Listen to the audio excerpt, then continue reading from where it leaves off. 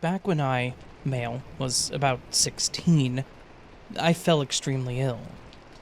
It seemed to start as a stomach bug as I was nauseous, my head was splitting, and there were other unpleasant symptoms. My parents let me stay home from school, and when I wasn't better the next day, they let me stay home again. But I only seemed to get worse.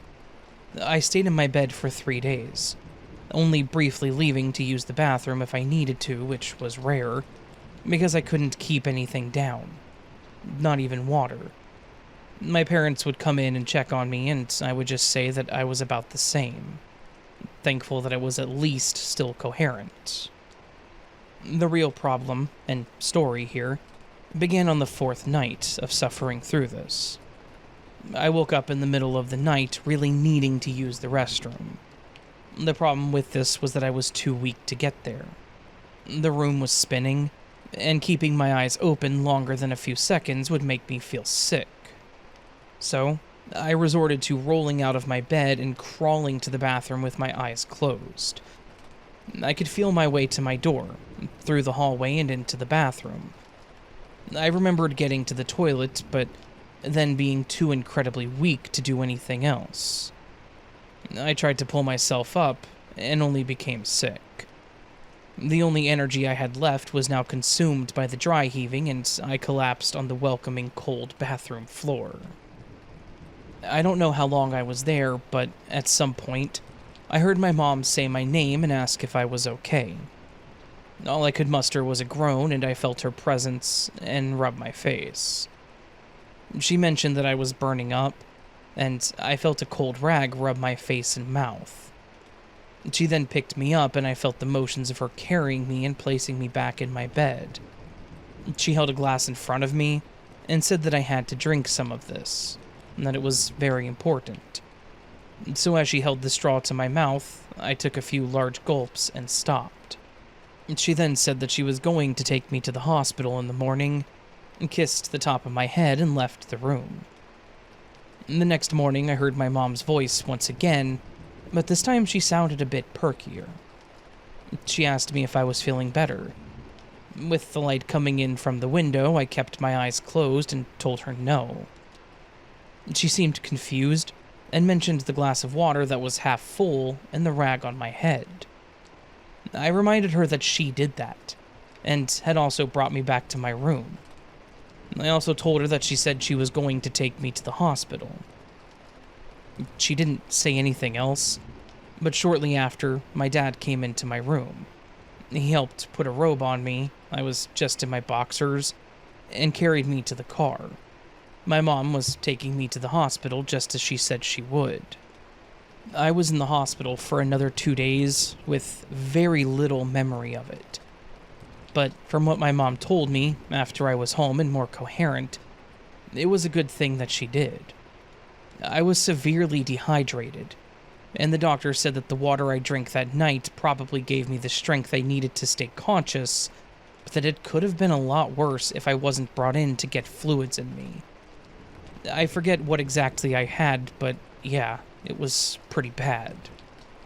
Anyways, we talked about something else, about when I was at home sick. That was the night that I collapsed in the bathroom. She had me explain everything again and just went pale.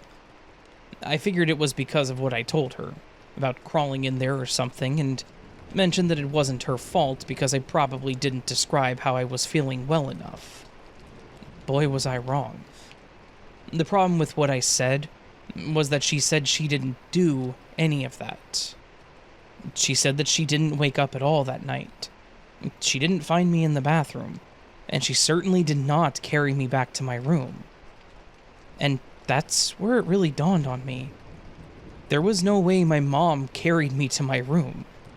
I was taller and heavier than her. I was a teenage boy.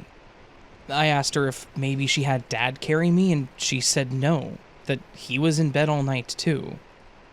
She said that she also didn't clean me up. She didn't bring me the water or the rag. But then she asked my younger brother about that night. He said that he heard a groaning sound that woke him up because it scared him. He was too afraid to leave his room, but as he listened, he did hear my mom's voice as well. And from there, he just assumed everything was fine and then went back to bed. So I talked to my mom that night. She helped me, and she carried me back to my room, and my brother also heard her. But she claims that she did none of that. I could definitely believe the carrying part because she could barely lift me off the ground. So then, who was it? Somebody had to have carried me to my room and cleaned me up, because I certainly didn't. I could believe that talking to her was a hallucination, with how ill and dehydrated I was, but then who carried me?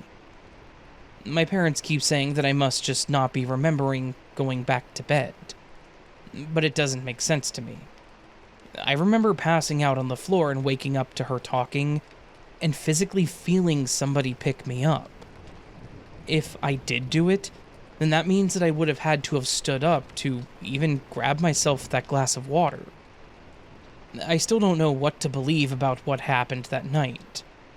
I knew that he was scared and that he was pretty young, but I wish that my brother would have opened his door. He would have at least seen me go to my room and possibly answered some questions. All I know is that whoever or whatever carried me to my room and made me drink that water could have possibly saved my life.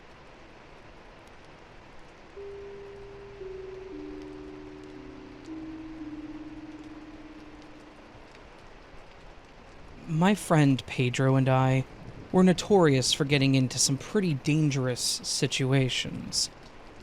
We've explored a few old and abandoned houses that turned out to be drug houses, as well as some other unsavory activities.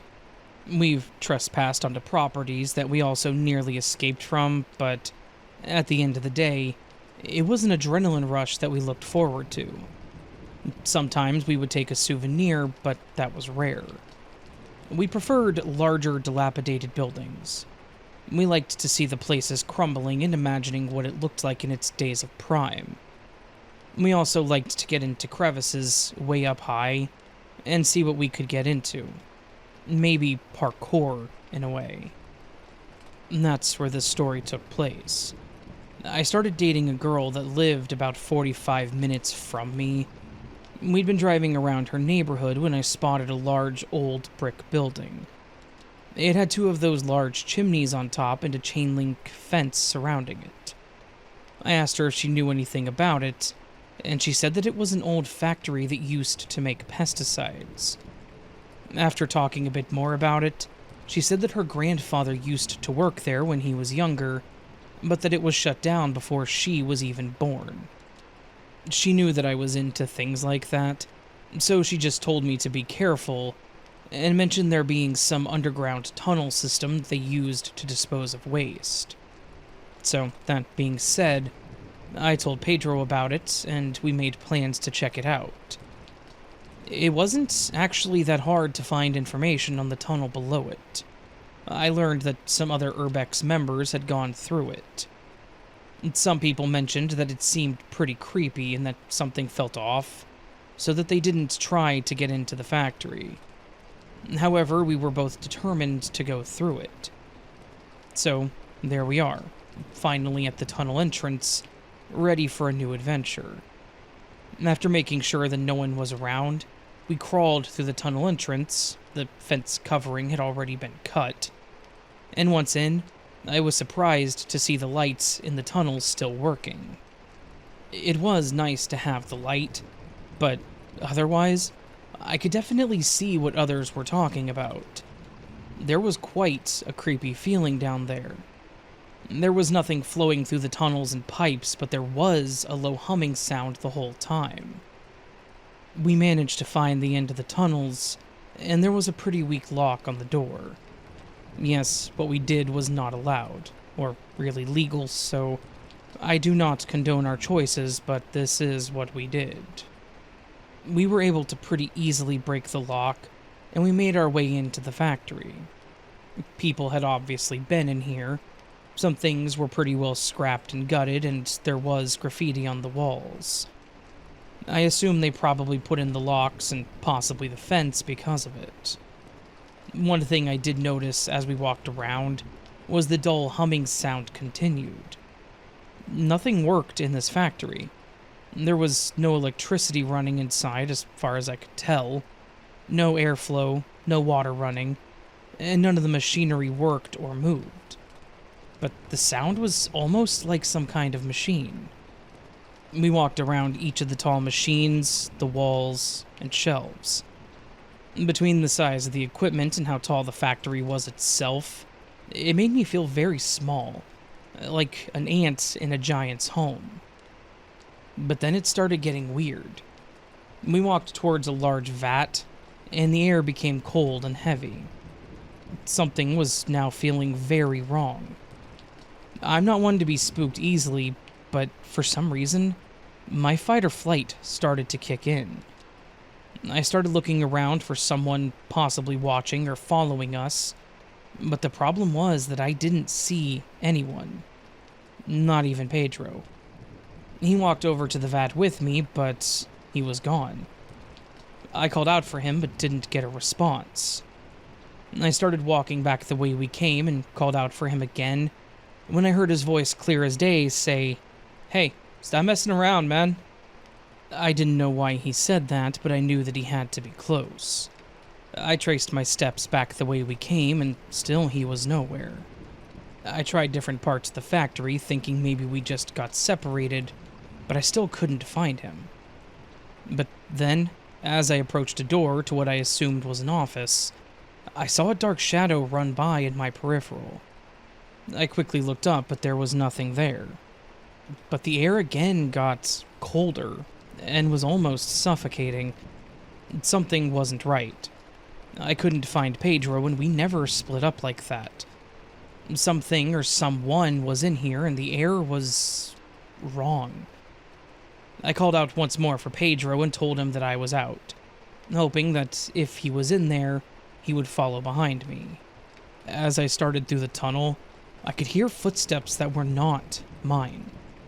When I would stop, the steps would continue for a few seconds after. It also sounded like it was coming from behind me, but no one was there. I had finally reached the top of creepy stuff that I could handle, and I ran towards the tunnel exit. To my surprise, when I got there, Pedro was already out there, pacing back and forth until he saw me. He ran up to me and kept asking me if I saw it and where I had been. But I was the last one out, so where the hell had he been? He explained that he started walking towards the large vat with me, and then he saw a very large dark shadow walk between us, causing him to jump backwards. He had shouted something to me, but said he was confused when I didn't even react. I didn't look back at him. I didn't stop walking. I didn't jump. Nothing. And I told him the reason I didn't was because I never heard him say anything. He stood there as the shadow seemed to linger over me, and when he heard my voice, but slightly warped, say, "You need to leave," he didn't hesitate. He's not a big ghost and paranormal person, so I get it. He ran out of there and hoped that I was right behind him, thinking maybe I saw something in the large container. But to add to the bewilderment, he said that he never said the "stop messing around" part. He was most likely already gone, so we both heard each other's voice, but neither of us spoke. I had to admit, I was pretty damn spooked too, so we left that place. The next day I was talking to my girlfriend about it, and what we saw, and while she was intrigued, she also said she wasn't surprised. She explained that the place had been shut down because of how dangerous it was.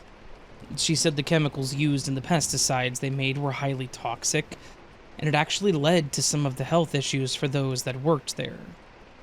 A few people even died from it.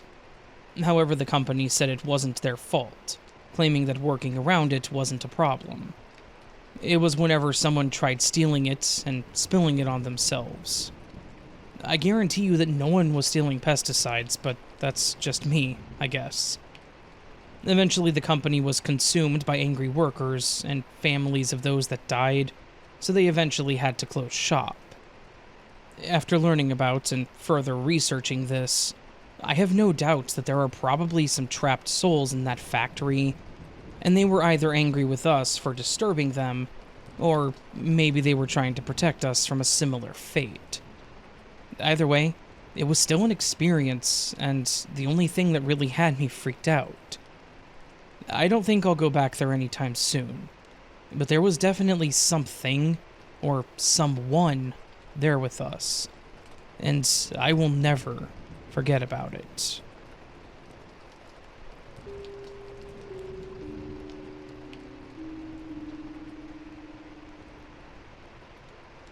I have always wanted my own dog.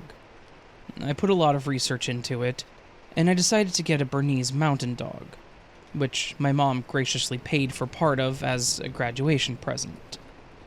One thing to know about this breed, and my dog in specific, Sirius, is that they are very friendly and don't know a stranger. Before getting him, I saw videos of the same breed just napping while repair people came into the backyard. This was not an issue for me. We have a very protective St. Bernard at home, and I didn't think we needed a second guard dog. And as I wanted to be able to take my dog out, it was better for him to be friendly. Around October, when the chill was just starting to form in the air, a friend and I decided to get some pumpkin-flavored coffee for us and a pup cup for Sirius, and then go to a local park to get him some exercise now that it wasn't too hot for him outside, and smoke some. This is not one of the nicer parks. It used to have a dog park attached, but due to continuous flood damage, it was closed down, and now the area where it used to be is mostly secluded. And there's plenty of people who use that for their advantage and do drugs there, like we had planned on doing. There's also lots of families on the weekends, but this was the middle of the week during school and work hours, so the park was pretty empty when we got there. As we walked, we passed a man who was training for something that I'm not sure I'd like to know about. He was carrying a full army pack and was drenched in sweat, and when I later told my stepdad about this, he said that he had seen the same guy running along the main road, where there are no sidewalks. Sirius completely ignored him. We also met a couple who had a Rottweiler puppy a few months younger than my dog, and we stopped to let them play for a moment and talk to the couple. Sirius had absolutely no issue with the pair, and was very happy to receive pets from them. Eventually, we got to the location we were planning to smoke at, directly underneath the train tracks, which is the most secluded location in the park, as there's only one path to get to it, unlike the rest of the park that loops around. This area used to be a road, but was purchased by the city for the park, so it's empty, besides a house or two just past the barriers. We're there for around 30 minutes, before an older man walks by, gives us a "how's it going?" the way people do when you pass them on a walk, and then turns around and walks back the other way. A little while later, he passes back again and notices us still sitting there. Stops and then says, "Are you girls all right? Are you waiting on a ride?" This creeped me out slightly, but I tend to be overly cautious, so I say, "No, we're okay," which was true. I had driven there and I was still nowhere sober enough to drive, and we were just enjoying the nice weather before it got too cold. He responds by telling us to have a nice day and turning around. Sirius, through these interactions, just continued to play with the stick that he was chewing on. I mention these encounters just to solidify how absolutely strange the next one was.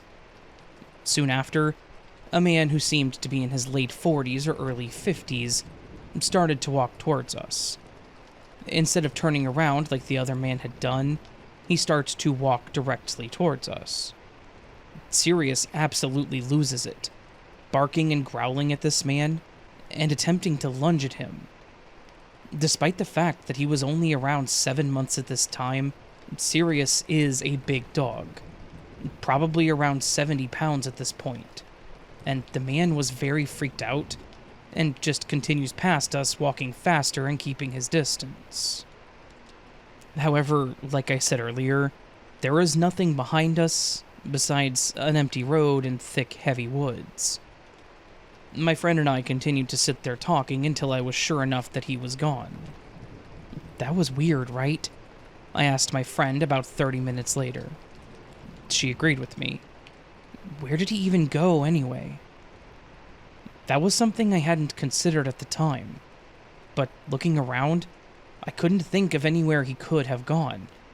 Because we were high and stupid, we come up with the brilliant idea to wait and see if he passes us again. And if he doesn't, we'd walk toward the road behind us to see if there were houses that he could have gone to. However, him living in one seemed unlikely. He was dressed for hiking, with one of those backpacks specifically made for it.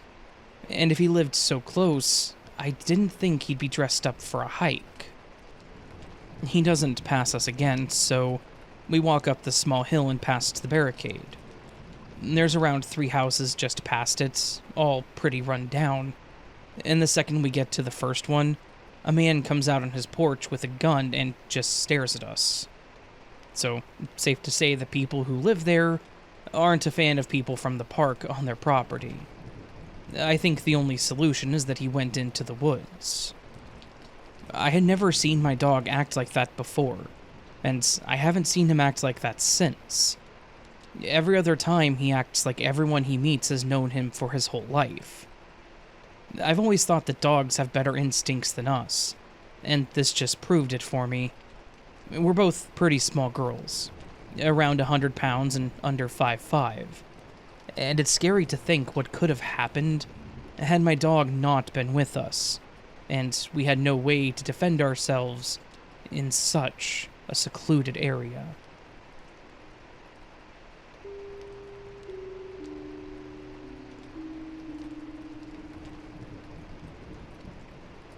Hey Raven, I wanted to share a story that happened to me and my friends back in 2012. My friends and I love exploring. The city we lived in used to be more of a factory town. The houses were old, and many of them used to be owned by the people that owned the old factory in the town as well. Many people that worked at the factory basically rented the homes from them. The idea of your landlord also being your boss is really weird to me, but that's beside the point. Nowadays, the houses are owned by individuals, such as my childhood home that my parents owned. They never considered moving, even when they expressed their frustration with certain repairs. But I also understand that they owned that place since they married, and it meant a lot to them. But as a kid, sometimes it was the uncoolest place to hang out. And since there were a lot of empty and abandoned buildings around us, we always found a place to venture into. And this story is about one of those places. Right on the outskirts of the city, there was a pretty large building where a hardware store used to be. I remember going there with my dad as a kid, and it was pretty run down then. I believe when the owners passed, their kids just sold it, and that was the end of it. Since then, it had been sitting empty and abandoned. My friends and I would drive by it and see an unmarked police car in the parking lot, which only made it more interesting to us. If it was truly empty, then why were police presence necessary? Then, finally, no one was there for 2 weeks straight. We took the opportunity to finally check it out. We parked at the gas station across the street and walked over to the building. We went around back, and my friend was able to pry the door open pretty easily. Once inside, it was pretty obvious the place wasn't that empty. Most of the stock was gone, of course, but the shelves and racks were still standing like they'd just cleared out. There were signs about the last offers they had sitting at the registers, covered in dust. From somewhere above, there was some kind of airflow as you could hear the subtle creaks from the signs swaying, which was pretty eerie when that was pretty much the only sound in there. I knew what happened to the place, as my dad told me about it, but it was kind of odd to see the place left as it was. Why did the kids sell or get rid of the inventory but leave literally everything else? I like to just see these places as they are and leave them that way, but I know a lot of people that would gut something like this and scrap and sell it all. Maybe that was why the police were there, to prevent that. Anyways, we made our way to the back of the store where the employee area was. To my surprise, they had one of the literal punch-in time cards. There was even a stack of employee cards in the organizer nearby. We went through all the cards, just reading the names and their times. They were clearly many years old, but there was still something about it that was kind of stepping back in time. Walking in at the age of 8, immediately smelling wood shavings and paint, now seeing the employee side of things, I quite enjoyed it. After we got our fill of the employee room, we walked out and towards the other side of the building. And this was where all the small hardware stuff was, like screws and bolts. There was actually a container that was filled with bolts, washers, nuts, just a bunch of random parts. Again, we just looked through all the little containers and display items on the wall, messing around and talking to each other. We'd been doing this for some time, so we were all pretty calm throughout this. Probably a little too relaxed, because my friend Faith decided to climb up one of the racks to see if she could get to the top. Oliver told her not to. I may have encouraged her, because if she could do it, I wanted to climb up there too. However, to our surprise, the shelves were not bolted down in any way, and it was almost like we watched it in slow motion as it started falling backwards towards Ollie and I. I didn't move quick enough and it fell back on me, as well as Faith, while Ollie managed to get out from the other side. I dropped to the ground, at least hoping to not be too injured, but also hoping to make a soft landing for Faith. Her head did hit me, but that rack was heavy as hell, considering it held all the hardware that it did. It knocked the wind out of me, but thankfully, Faith responded too, so I knew that she was okay. The crash, however, was painfully loud, and it had to have been heard from the outside, so we knew that we needed to get out quickly. Ollie called out to make sure that we were both conscious and okay, and asked if we could move. Faith was able to get to her hands and knees, but I was pretty much pinned where I was. The racks had backings, so we couldn't exactly just stand between them and walk out.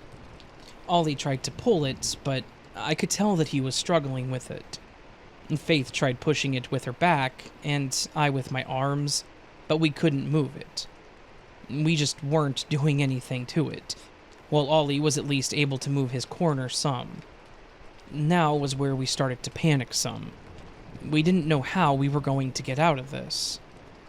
Then, we all simultaneously stopped talking when we saw a dark shadow approaching from the opposite end of the standing rack. We were found out, and we were about to be in big trouble.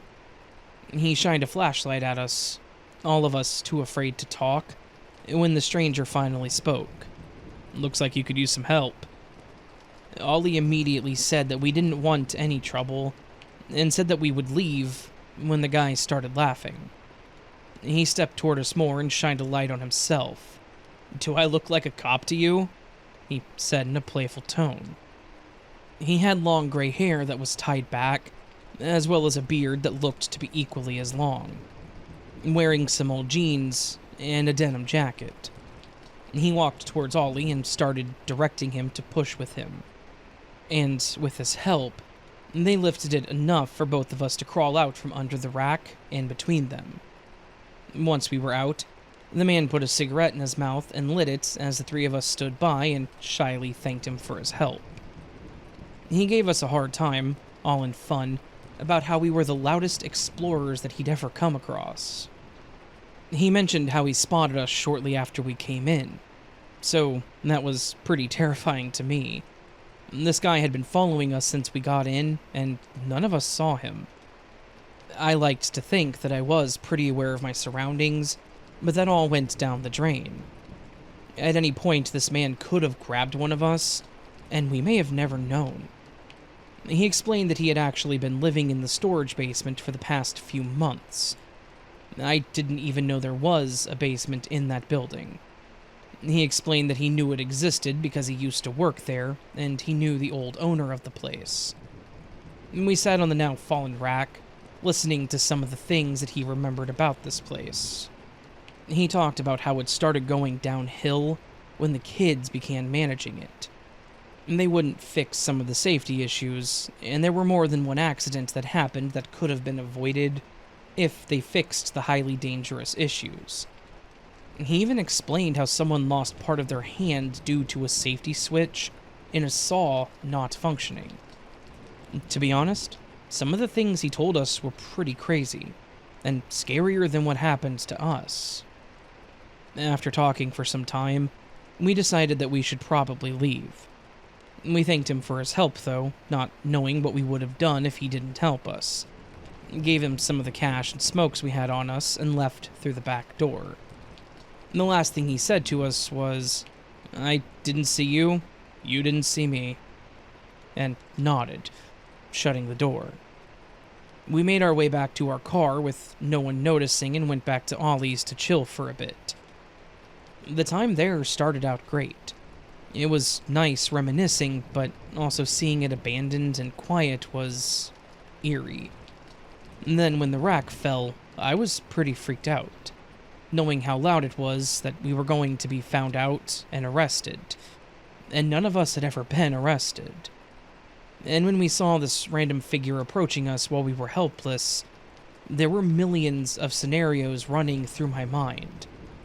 But thankfully, he was just a guy down on his luck, and decided to lend a hand instead of robbing us. Or worse. And we all still like to urbex, but I think I'm a little more paranoid when it comes to checking my surroundings. Because who knows if we'll get that lucky again.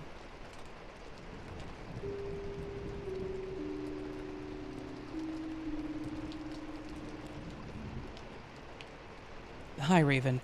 I'm a new-time listener to your podcast, as I've just figured out how to do this techie podcast stuff on my phone, and now listen as I do work as a painter and decorator.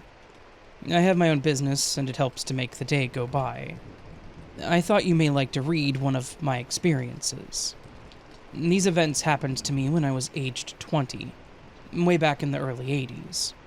I still think about the experience all these years later, and the memory is still as fresh with me today as it was 40-odd years ago. And having bungee jumped and white water rafted and other crazy stuff in my lifetime, I still consider this to be the most terrifying experience of my life. I'm originally from a city in the north of England called Newcastle upon Tyne, but this happened to me to start off with in Scotland, in a place called Ayr. I was working in a very British, traditional holiday camp chain called Butlins, that were very popular here with families after World War II through the 50s, 60s, and 70s, before the expansion of commercial flights took people away to Spain and Europe, which resulted in the slow decline of these holiday camps.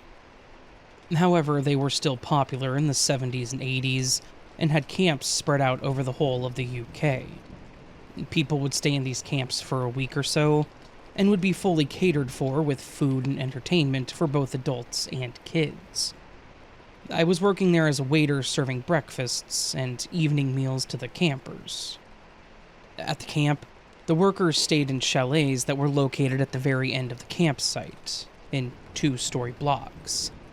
Each chalet housed 2 workers. It was all very basic by today's standards, but it was a great experience, and rather on the wild side. For a very shy and naive person as I was then, it was quite a shock to be suddenly plunged into a culture of drinking in the opposite sex. Anyway, it was one particular night I was having a very, very vivid dream, in which I was being chased by a very malevolent entity in a completely white and featureless landscape. This entity was very tall, maybe 7 to 8 feet, and for some reason was wearing a voodoo mask. I was terrified of this thing, and I was desperately trying to get away from it, when suddenly I found myself standing at the end of the chalet line that I was staying in. I felt totally confused. How did I get here? It was completely real and lucid, and I would go so far as to say that I really thought I was bodily there. I looked behind me at the moonlit trees, and it seemed like the whole image was distorting, like a reflection would on a flexible mirrored surface that was being flexed outward. I thought, he's coming through, and started running down the chalet line. I can remember standing outside my door and suddenly being on the inside. I have no memory of passing through the door, nor seeing myself lying in the bed.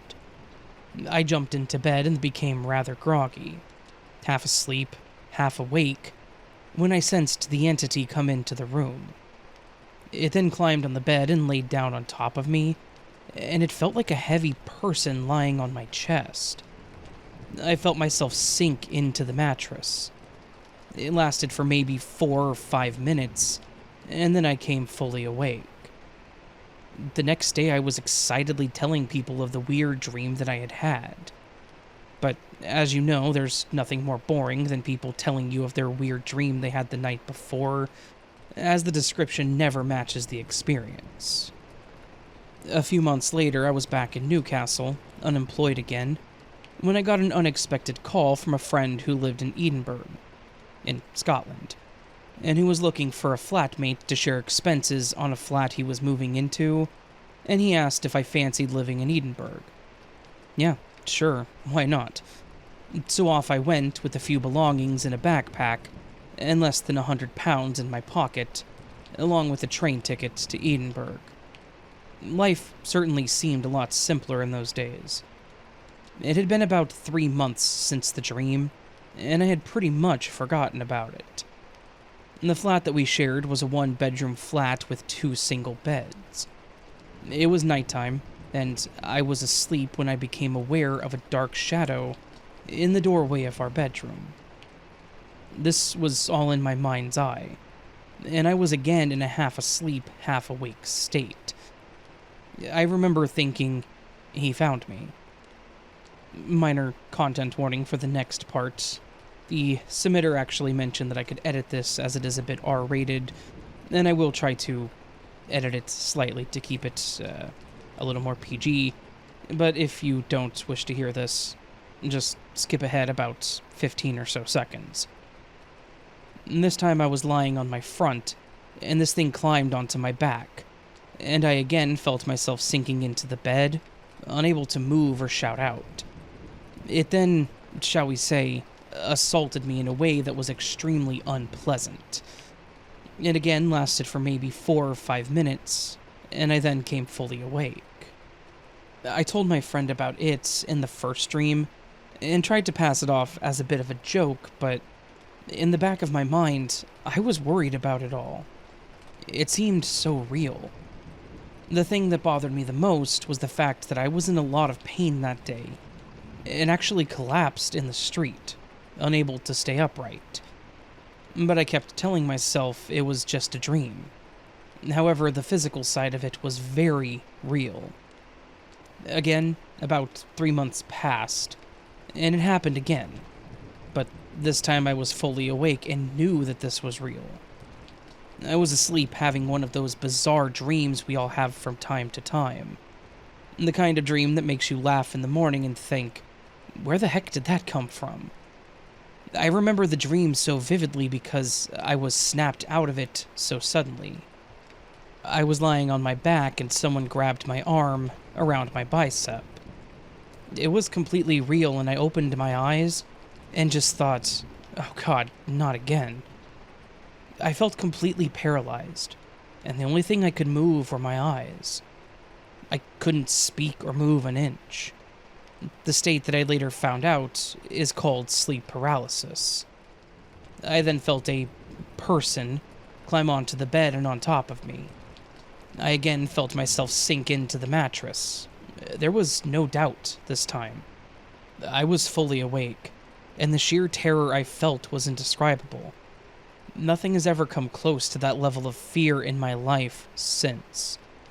I shut my eyes, but I felt compelled to open them and see if I could see whatever it was that was on top of me.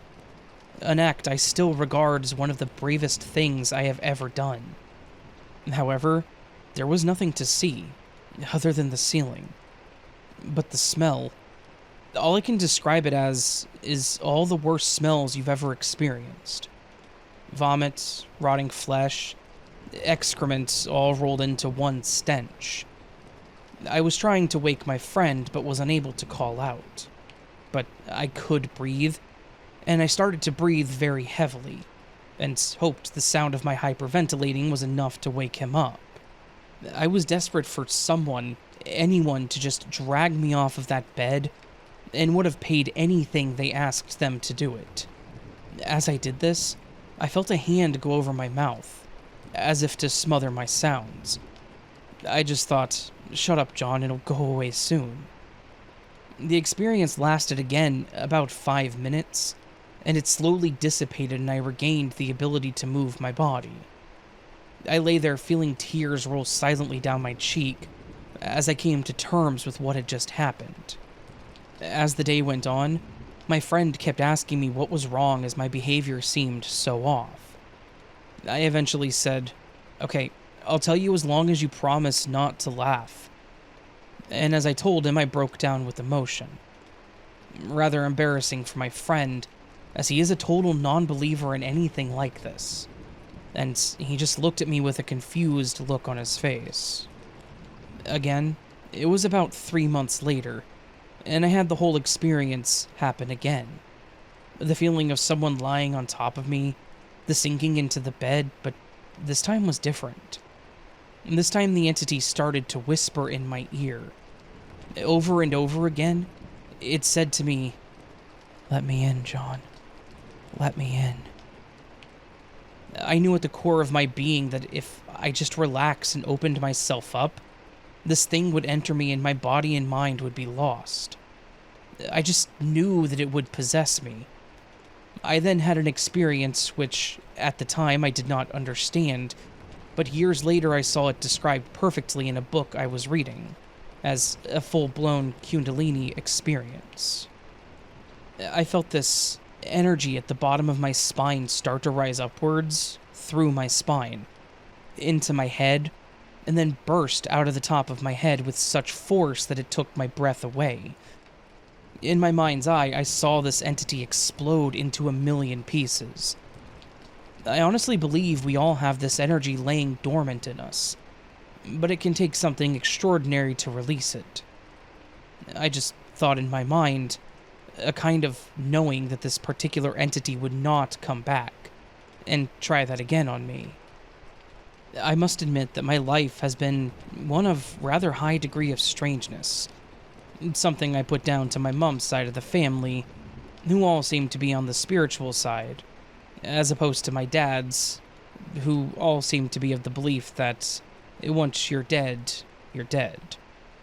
And these experiences do still happen to me to this day, but not to the extreme of the experiences I had then. My wife is under strict instructions that if she hears me in distressed state while asleep, she is to wake me up immediately. She has seen these dark entities during nighttime, once standing next to the bed, and once a dark shadow lying on my chest, and hearing it scuttle around the duvet. But that's another story. I may send some of my other stories one day, which range from more paranormal stuff to glitches in the Matrix. Thanks for listening, Raven. And keep the stories coming, as I have a lot of walls to paint.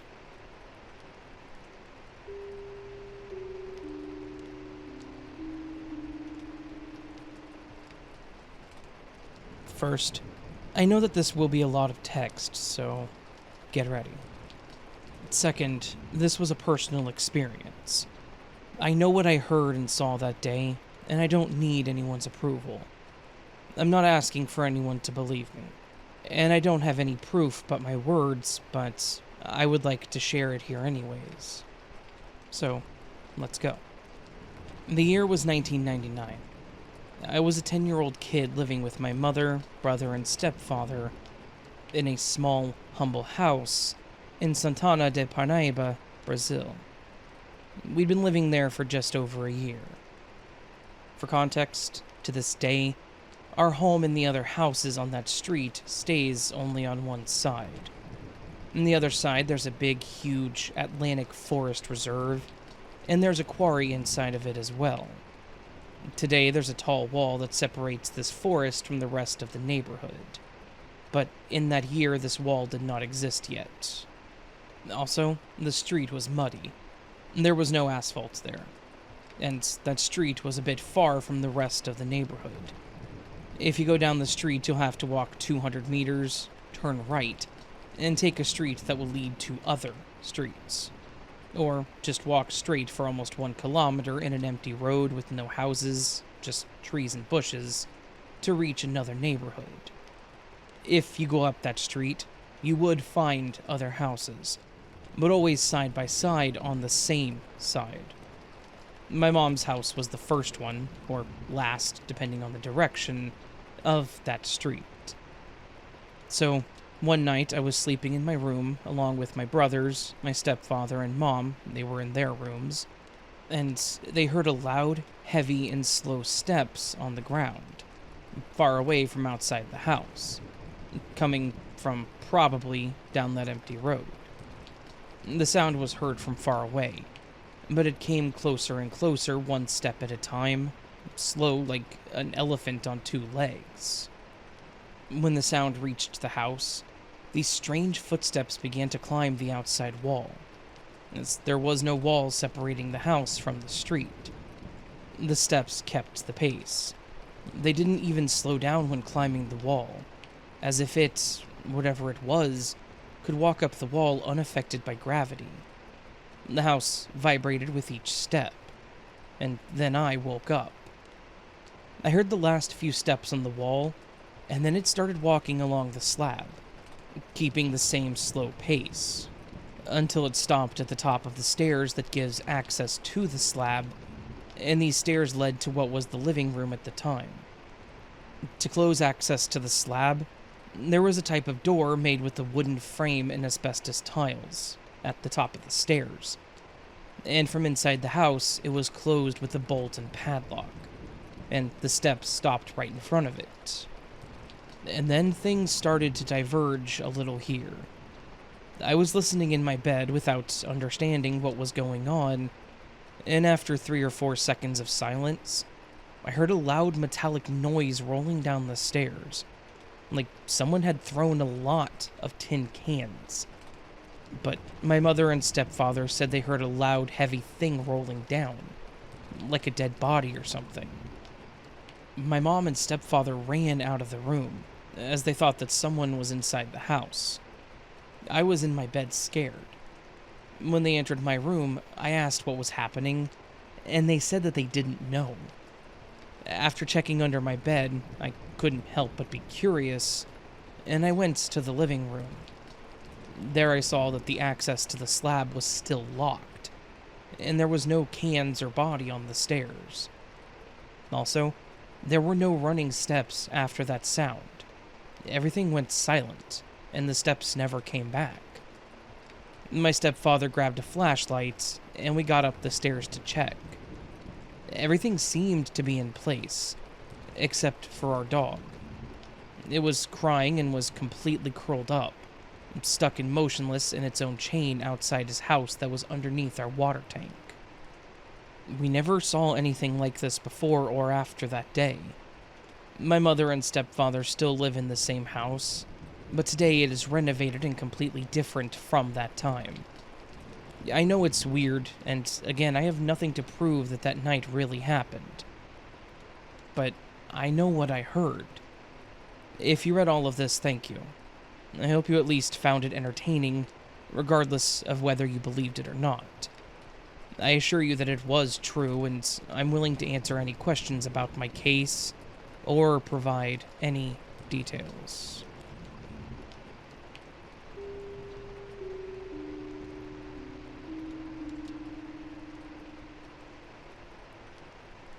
leaving my friend's house, I accidentally backed into a brick mailbox. My bike rack hit the mailbox, so my car was okay, but it completely demolished the mailbox. No big deal, right? That's why we have insurance, right? I went to the neighbor and told them what happened and gave them my insurance, phone number, and name. All I got was his first name. From the get-go, this dude was creepy. He kept hitting on me, trying to date me, specifically trying to quote-unquote feed me. I left. On my drive to my mom's, I'm attending out-of-state college and parents are divorced. The guy I backed into, Robert, began to text me and call me. He was insistent that it was better for both of us to just pay out of pocket for the mailbox, sending me links to companies that could fix it for $500, and demanding I go on a date with him so I could give him the cash for the repair, and he could feed me. I don't know what his deal with the food was, but I declined everything, but was starting to get annoyed by his constant text and calls. Finally, after 2 days of it with my responses only, "Please contact my insurance," I sent him a text saying that he was harassing me. I blocked him, but he made a new number and threatened to report it as a hit and run to the police. I'm in law school, okay? This wasn't a hit and run. I blocked the second number, and then he used a new number to ask me if I wanted him to send a screenshot or video of the accident to his insurance. I admit this made me angry. I called this number and dug my nails so hard into my thighs that I drew blood, as he threatened reporting things, asking me on a date, and trying to entice me to just pay cash. I finally screamed, "Don't contact me again, you effing inbred POS." My dad heard me and was upset that I said that to someone I was in an accident with, and that I said that to a guy who thought I was cute and just wanted a date. I then blocked the third number. Next day, he reaches out again to tell me I gave him the wrong policy number. I told him I didn't. He then said it would be easier to pay cash, and that I was the problem, etc. He was talking to his insurance, I guess, and began trying to validate my info. He had my mom's name, address, and phone number. I verified it. I told him to not contact me again and blocked his new number. Next morning, super early, I get a text basically saying he finished the claim, and I was awful for making it harder than it needed to be by going through insurance and not going on a date with him. He then included, "You're so beautiful and ugly at the same time. Don't take risks. Stay on the good path. Goodbye." At this point, I got scared. Fifth number, blocked. Then at midnight, he texts, "You up? I know where you live. Don't try and screw me over on insurance. I'll report it as a hit and run. You should have just gone on a date with me." I took the phone to my dad, showed him the texts, and filled him in. My dad, a pretty scary dude, then calls the guy. He answers, "Shoot, I knew you were into me. Wanna come over?" My dad got very mad. My dad said that this was beyond harassment, that this was his final warning to not contact me, that we didn't care how he reported it. Robert began saying that I came on to him and offered sex as a payment, invited him to my house, and that I was a horny B-word. Instantly blocked. Police contacted, insurance notified, all the things. Next day, talk to insurance, protective order filed. Get another text telling me I shouldn't have involved the police. Block the seventh number, notify police, and then go stay at my dad's because the dude doesn't have his address. My dad is a very tall and very scary dude who loves his Second Amendment. Late last night, I'm watching Star Wars with my dad and older brother, and the doorbell rings. The dad goes to see who it is, and it is freaking Robert, with a trash bag filled with things that I, quote, left at his house. I call the police. My dad goes ballistic, just all the things. The police come and arrest the guy. The bag? It was filled with lingerie, a knife, lip balm, and a Dita Von Tess fetish book. so I just met with an attorney. Plot twist? The guy doesn't own the house. He's an illegal immigrant, is married, and is being deported. I feel awful that he's being deported, but I genuinely think that he wanted to assault and or kill me. I go back to school in a few days, and I'm so terrified that he or someone else will follow me. Edited to add, I've kept my friend, his neighbor, informed through the whole process. He hasn't reached out to her except for video of me backing into the mailbox. I don't know if an illegal immigrant can be charged with crimes, but he was arrested for stalking, trespassing, felony assault, as he tried to push my dad and then spit at him, insurance fraud, as he lied about the accident to his insurance agent, possession of a deadly weapon with intent, the knife in the bag, and attempted breaking and entering. They just kept adding on the charges.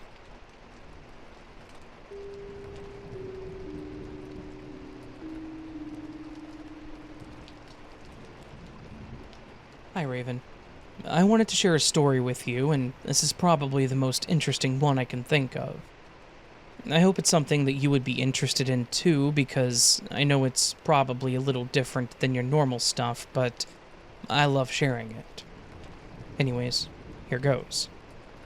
And this is a story about a little family heirloom that's been in the family for generations. I guess maybe some would call it a knick-knack or trinket, because it isn't really valuable, at least not to anyone outside of our family. You see, all it is a small porcelain figurine. It has a little girl and boy sitting on a swing, both smiling. There's a tree on it with a branch that goes across the top, which is where the swing attaches. However, the strings of the swing are real, which makes it actually move if you wiggle it, nudge it, or something similar. Now, between the twine that is used and the very small metal rings that attach it to the porcelain, it makes a very specific squeak, or almost like a whistle when it moves, especially when it swings really hard. As far back as I could remember, it sat on a shelf in my grandma's house, and sometimes she would speak to it in Norwegian, a language my grandparents were fluent in. My mother was also pretty good at it, but I sadly never learned. I did learn a few phrases my grandmother used frequently, which included love you, what to do, and now the equivalent of I'm a mess.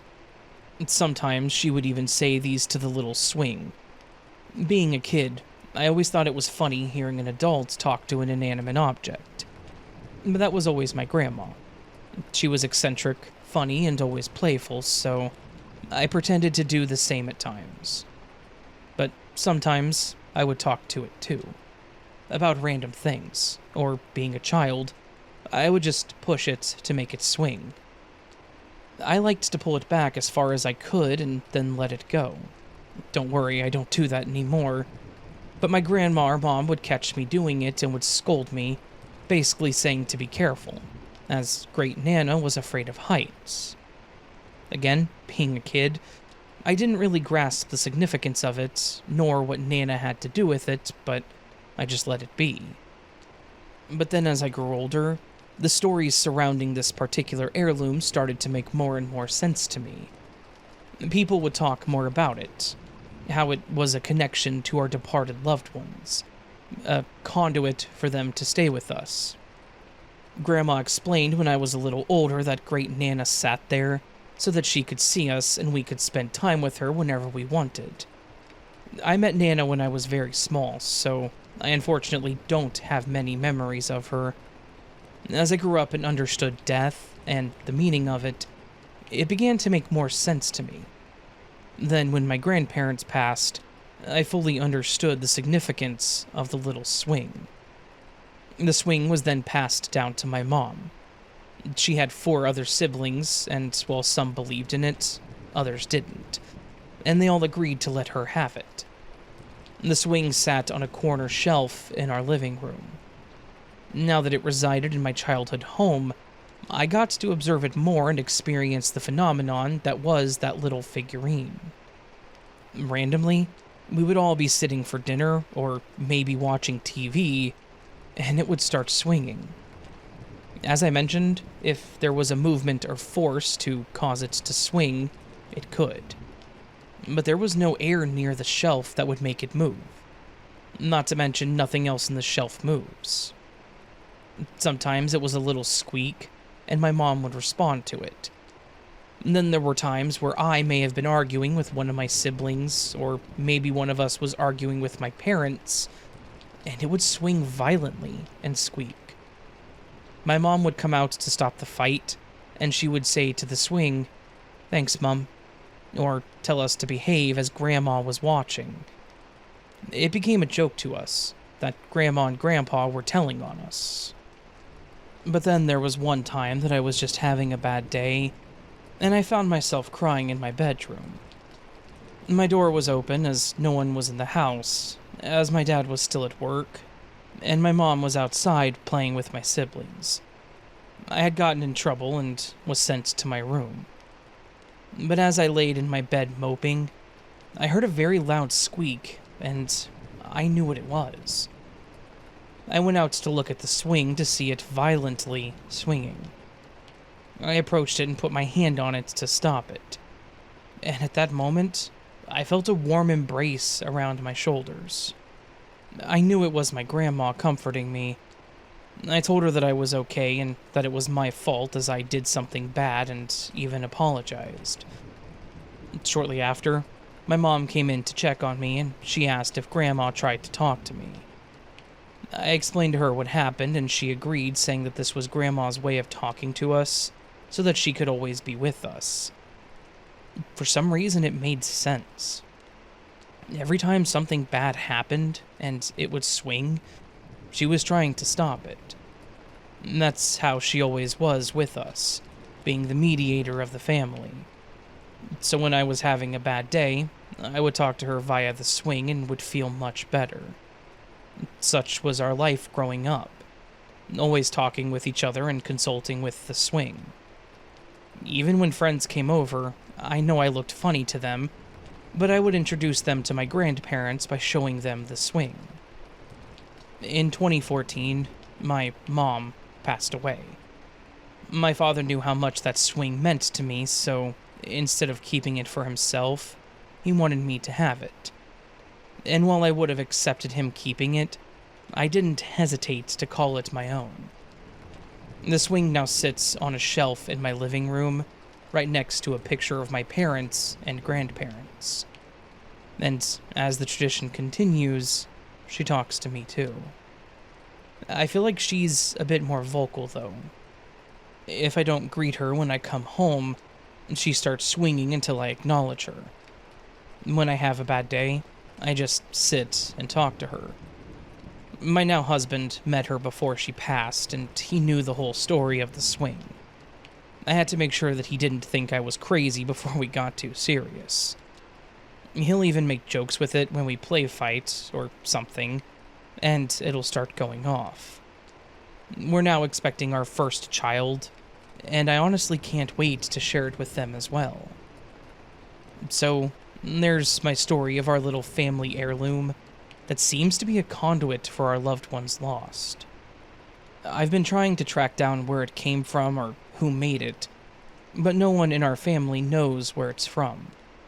My mom told me that she remembered it being at her great-grandma's house, and my grandma told her the same. It seems to always be passed on to the women in our family, too, as it seems to be more powerful or connected to us. There's also no sticker, initials, stamp, or tag anywhere on the piece to tell me anything about it. It's like it was homemade, or maybe a defective item, which I could believe either. On part of the branch, you can make out a small ridge section, like someone touched the wet paint and left a very small part of a fingerprint. I always wondered if maybe there was a way to have it identified, but knowing that it's old, I would hate to do something to it to change or ruin the way that it works. So I never did anything with it. It's also small enough to hold in one hand, but as a kid it was heavy enough to use both hands. So what was so special about it? Why this particular piece? What was it that connected our family members to it? Despite the unanswered questions and the unexplainable phenomenon, I've come to appreciate the connection. It's truly a welcoming presence that I'm happy to be a part of, and I hope to pass along. I hope that you enjoyed this story.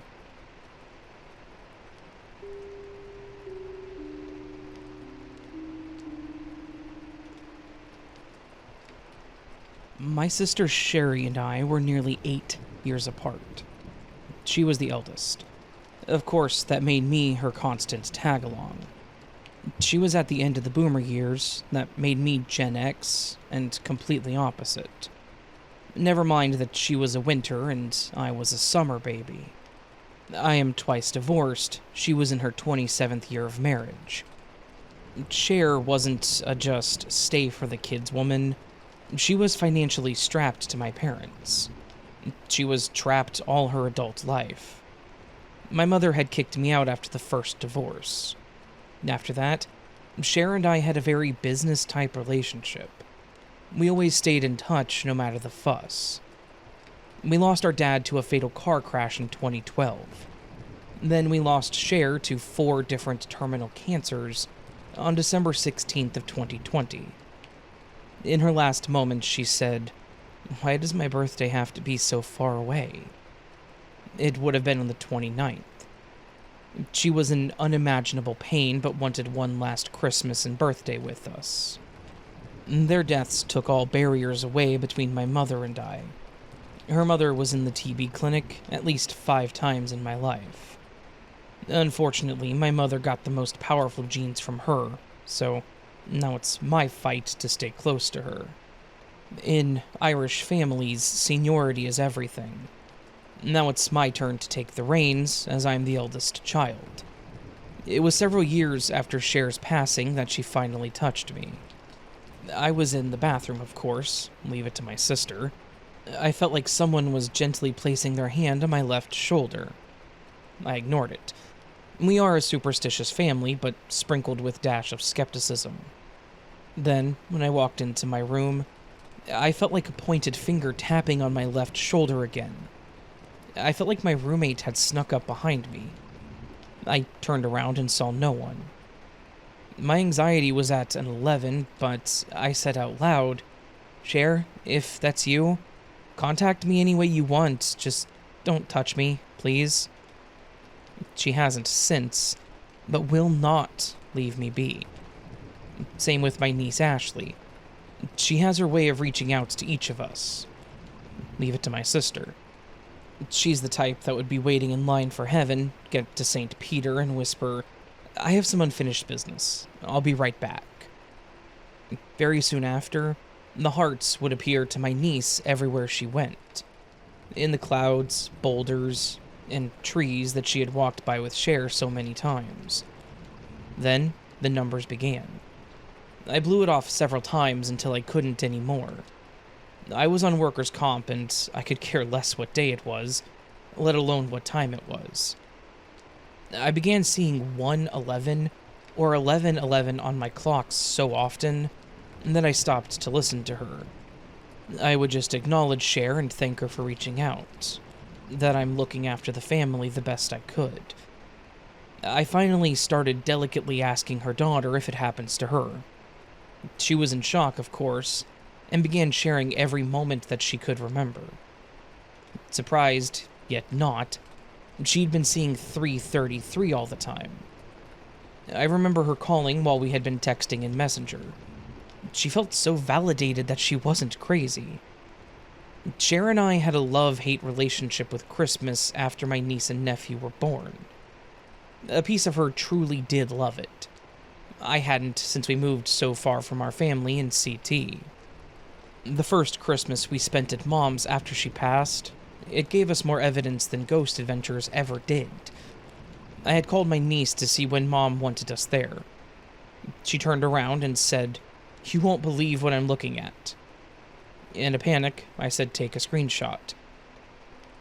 The time on the only stove was 11:11 a.m. All the others were a minute later. Cher was a fantastic cook, and her kitchen was her world. We just said, there she is, saying Merry Christmas. Then, as I was about to pull into my mom's apartment complex, my clock in the car was 1:11 p.m. I took a pic to show my niece later. After dinner, as we were in Mom's kitchen cleaning up, my cousin, my niece, and I were honestly focused on getting the kitchen cleaned up for Mom. And then we had planned to open the gifts.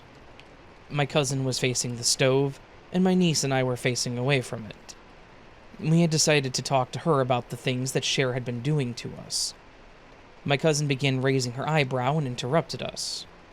She said, "Sorry, but you should turn around right now. Look at the stove."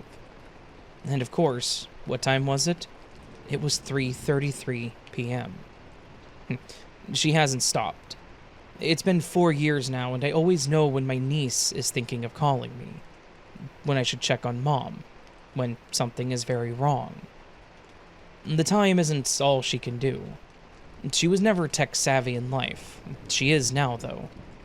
Anyone with a YouTube playlist will know this, that it takes at least 3 steps to edit it in any way.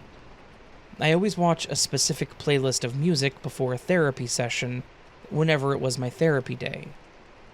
After a really taxing week, soon after New Year's, I went to start my playlist that I named Therapy License. The first song was one that I never added, even though it was a song that my idol sang. That was it. I always wanted to believe, but never had an experience until she passed. She continues to this day. It's been 4 years now. There was a huge ordeal between my mother and us on how she should be buried. My niece heard her say multiple times before hospice came that she wanted her ashes spread out at our beach, where we grew up in CT. Mother wanted a proper Irish burial near family, so she had a place to visit her. We agreed. Circumstances caused a delay. My niece and I decided to let my mother to have her way. She had a portion of the ashes, and she said that we'd take her home on our own. Things have changed now. We'll be taking her home this summer. We all feel Cher's not at rest and won't let go until then. I am looking forward to giving her the peace that she needs to move on. I will miss her terribly.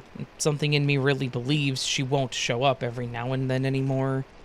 It makes me feel like I'm going to be grieving her all over, though no one in my life yet deserves to more. I really thought if I ever experienced anything paranormal, it wouldn't make me feel like my soul is breaking. Yet, a part of me is so selfish, and just wants to keep those little moments coming so I don't feel so alone. The biggest part of my heart can't wait to rent an Airbnb for June. Enough room for everyone who wants to watch us. We plan to buy a spray of Cher's favorite flowers to take one last swim with her. Love you too much, my big sissy. I will be so happy that you can feel free to spend time with our family, as most are there waiting for you. Peace be with you, Cher. I'll see you when it's my time. The OP actually wanted to add some more details, and they sent me a message with the information. It's kind of a continuous saga, really. My cousin was very close with her. They were the eldest kids in the family, and she was the one who saw the time at my mom's at Christmas. I began going back to therapy soon after her passing. She didn't tell my mom or I that she was terminal. I think that she knew we would never give up on her care, but she was ready to stop. The treatment was making her much worse. I couldn't get that. So much time I could have had with her if I knew. I would cry every time she showed up at 1:11 or 11:11. Sometimes it felt like she was in the room with me.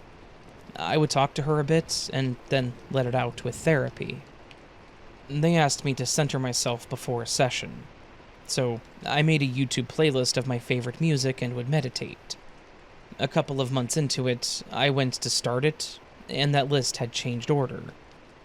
Anyone who has one knows that it takes a few steps to move the order.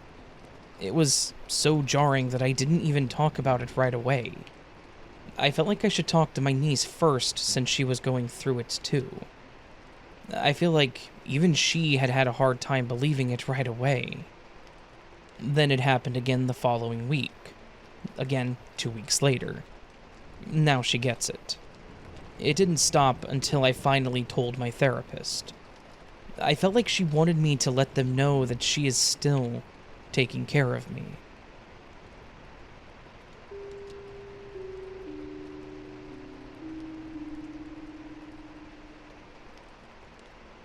Hey Raven, I just want to start with, I've recently discovered your podcast, and the first time I heard you read out, Hey Raven, I about jumped out of my skin, and it sent chills down my spine.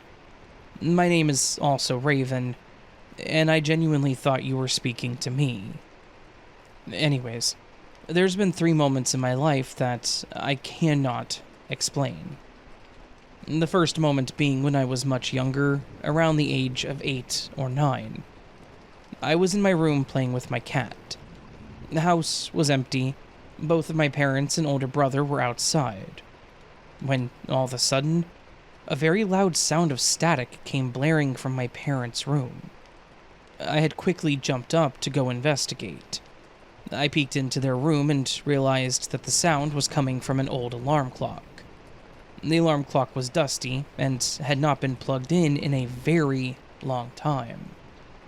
I was later told that there could have been batteries in it, but even if there was, who turned on the radio? Another moment, me and some friends had decided to try and use a Ouija board. There was 4 of us there.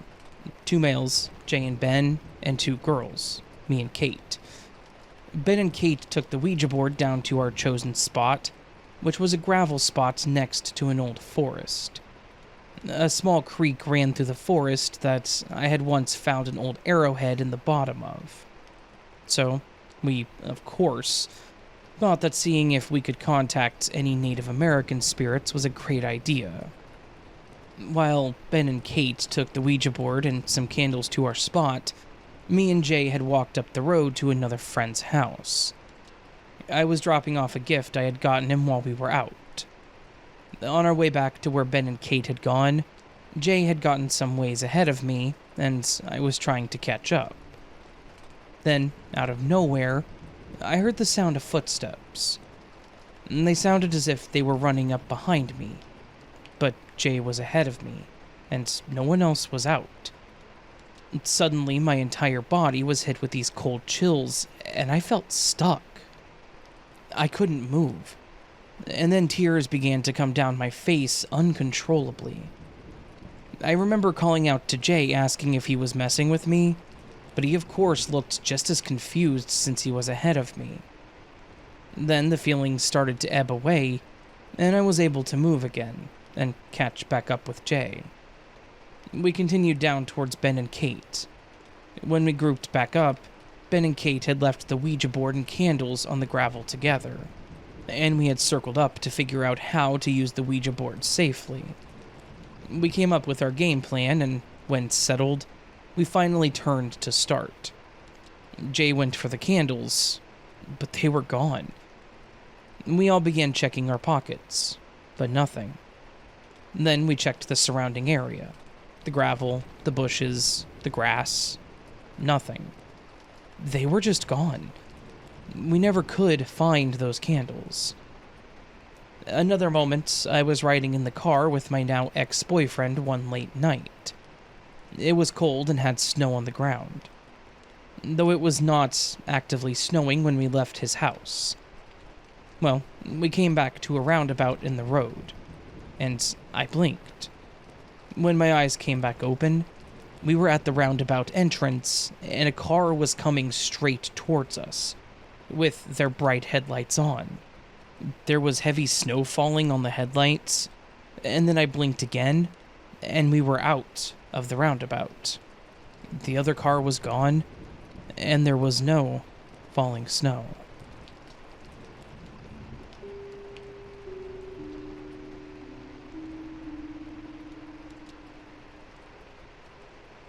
I have a story that isn't creepy by my standards, and I'm a 14-year-old boy who finds most stuff creepy, but is definitely mind-boggling.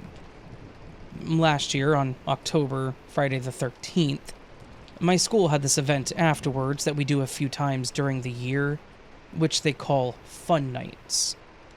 Although this night was not going to be fun afterwards. I was having a few of my friends over for a sleepover afterwards, and we were ready to get all sugared up and stay up super late. But when we got back to my house, the usual route we took was barricaded off. I could see some flashing blue and red lights at the corner of my block. We were a block away from my house, so I could see the corner. But at the time, I didn't think much of it, because we get so much activity here that I was kind of used to it by now. I had one friend who hadn't gone to the fun night, so he had his dad drive him to my house.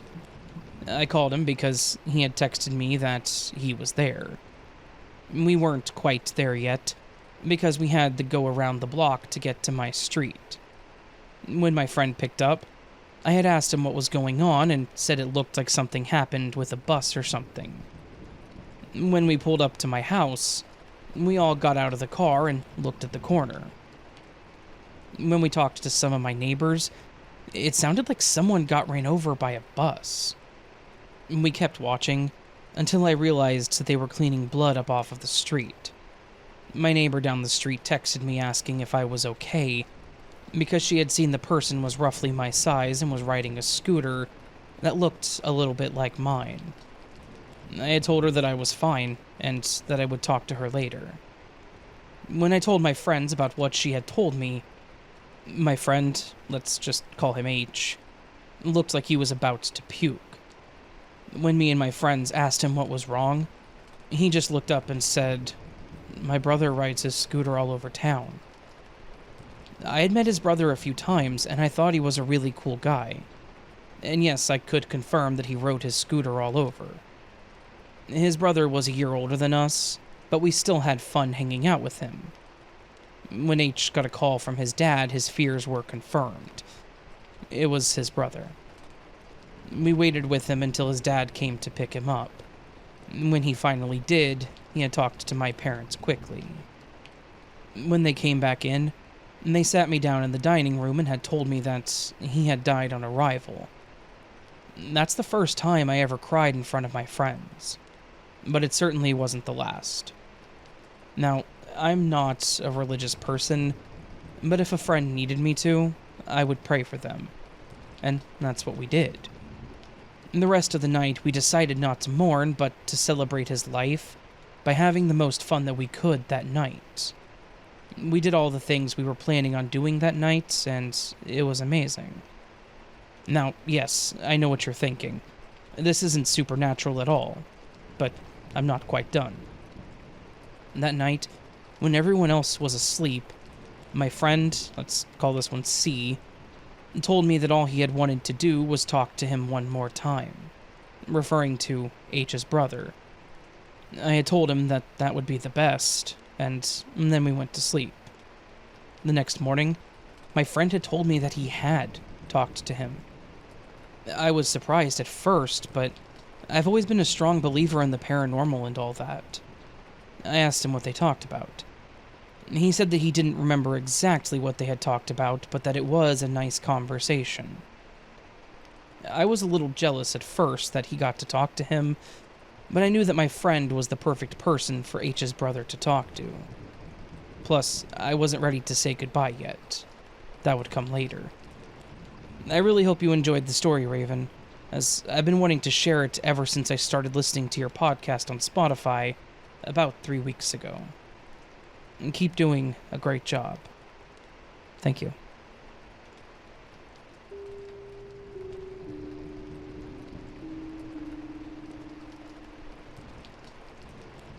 A little over a week ago, I posted here with my story from this summer that had been sitting really poorly with me. You can read the whole thing here, or for a TLDR, that's too long didn't read. Late at night, at my friend's very remote cottage, I went outside, heard a super close, super identifiable sound of a honka-honka clown noise, but nothing was visible. My dog acted super weird all night while there. I didn't tell anyone, A few months later, my buddy whose cottage it was told me that he had relentless nightmares of clowns while he slept there as a kid. There's more nuances to that if you care to read the full post. Things have gotten weird since. The night that I posted, my boyfriend and I fell asleep on the couch. We went to bed, and while laying there, I asked if he checked the doors were locked, and he said yes. I decided to get up and double-check in case, in our sleepy state, he missed one. They were both locked. I woke up around 2:30 to some weird noises that I chalked up to my downstairs neighbor, just having a late night. I got up to go to the washroom to find the back door unlocked. Weird. I do a quick look around the house, but nothing's stolen, so I lock it and go back to bed. The following morning, I'm on my couch having coffee. Dog is in her bed in my room still. There's like a sofa table and a couple feet of space behind my couch. And I heard freaking knuckles cracking. Like one hand and then another. My first thought that ran through my head was, oh crap, the door was broken into last night, and someone's passed out behind the sofa and I didn't check here last night. I live like 2 blocks from a homeless encampment. Weirder things have happened in my neighborhood. I jumped off of the couch, but nobody was there. I decided that, from the post yesterday, my best course of action is to control my emotions, set intentions, and be firm. I have a smudge stick that someone gifted me ages ago, so I tear the house apart looking for that, open the doors and windows, and walk around firmly telling whatever it is that it is not welcome here, and that I only accept love and light in this home. It was a nice day, so I left the window right behind the couch open. An hour or so later, I'm sitting there and the freaking window slowly closes, making this horrible squeaking noise, and then slams shut. The dog, who's now beside me on the couch, gets up all freaked out, goes and sniffs the window, and then screws off to behind my bed where she hides in lightning storms. So, at this point, I'm over this. I want to get out of the house, but at the same time, I have all this stuff from the thread the day before running through my head about not letting this control my emotions. So, I resolved to leave, but still calmly get ready like I normally would. I'm in the shower, and suddenly I feel all wrong. I turned my whole body so I could see both edges of the curtain, like I was sure something was going to reach in. I decided to be brave and slam open the curtains, only to find my freaking sink cabinet doors open, and I did not open them. Last night, I woke up in the middle of the night to 2 bright orange dots on the wall. The opposite wall has no windows on it. I'm weirdly obsessed about no light while sleeping, so there's no electronics projecting light. And when I kind of stared at them, they got brighter. But that kind of felt like it could have been an optical illusion, that the longer I stared at them, the more they came into focus in the dark. And as I'm considering all this, I realized a third one had formed and was now getting brighter. And now, here I am. Unsure if I'm going crazy or what's going on. I don't know how to describe the feeling I'm having. It's fear adjacent, but I think I have a grasp on the idea that this thing can't really hurt me if I don't let it. I just feel kind of crazy. I haven't told anyone about this IRL, and just needed to get it off my chest. Maybe to be validated that this is weird and that I'm not insane. Edits to add. Also, I've been having crazy wild nightmarish dreams all week. This is super significant because I haven't dreamed since I was a kid.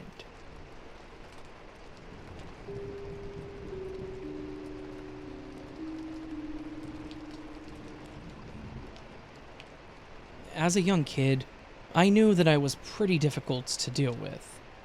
Not in the sense that I got in trouble and skipped school and was a bully, but more so that I was very curious and tried to get into everything. My parents liked to remind me of how many child locks they had to put on cabinets, doors, even the fridge, because I would climb into everything. I even climbed over the kid gates. It was hard to get me to sit down. As I got older, the curious and ever-adventurous part of me never died. My friends and I loved to get into places that we shouldn't be. It was like finding a secret base that no one else knew about. We've explored woods, old tunnels and construction sites, and a few old buildings. But this time, we were really wanting to check out this old house that our school bus always passed by. It had caught fire a couple years prior and was left condemned and abandoned. We didn't know who lived there prior, but the house was clearly left to fall apart. That just meant that it was a free place to stake out with my friends. After school one day, I finished my homework and chores, as I was told to do, and was given permission to go out with my friends. I called up Roman and Shane and took off on my bike to meet them at our normal designated spot. We typically brought very little with us, being young and inexperienced. We knew it was probably going to be dark in the house, with no power, so we all brought flashlights. Roman brought an old backpack that may have had a hammer or a small pocket knife in it. He always had some kind of tool to help us get into places. And that was about all that we brought. Like I said, we were young and more so just wanted to check the place out more than anything. We rode our bikes down the street and around the corner to the house, and after not seeing any cars drive by or in the distance, we ditched our bikes behind the house in a small gravel area and started walking around it to find the best way in. We didn't even try the front door, wanting to stay out of view, but the back door seemed to be jammed. We did, however, find a window that we could open, and the screen was missing, so that was our way in. Roman went in first, then me, lastly Shane. Once we were in, we realized just how much damage a house fire can do. Most of the walls were blackened, and there were spots where the walls were peeling, where it was burnt, revealing light parts of the wall. I don't know if it was paint or wallpaper. There were still charred remains of a couch, a TV stand, and a table in the living room alone. Everything we touched left a grimy, dark residue on our hands, like soot. Walking through the rooms and seeing so much stuff that was left behind was almost haunting. There was a kid's room with charred stuffed animals, now hardened from the burnt fur and warped by the water from the firemen, I'm sure. So many things that looked melted in place, like a cup sitting on a counter, now drooping over a plate. It was eerie knowing someone lived here and had to leave all of this. But at the same time, it was an incredible sight to see, and one hell of an eye-opener for me when it came to fire safety, if I'm being honest.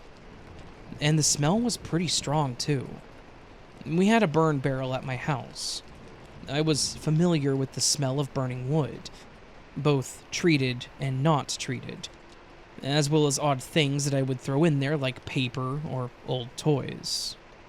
And while the smell of old burnt wood was present, there was another pretty pungent smell that I couldn't identify. I remember discussing it with my friends, but none of us knew what it was. But we continued on. After exploring the house, it was a single floor, my friend discovered the door that led to the basement.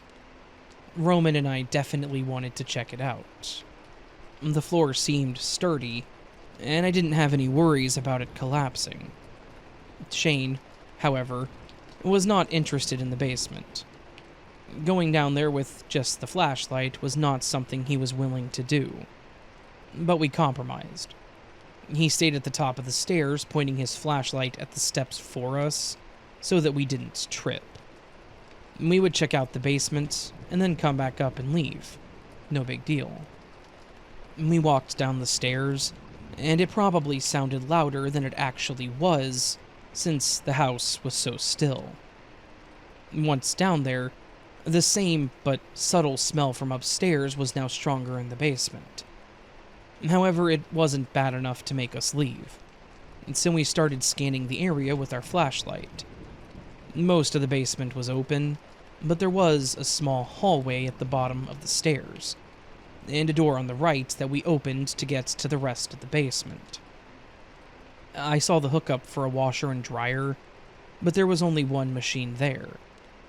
I saw a pile of clothing or something similarly soft close to the machine, but I remember that all of it looked fine.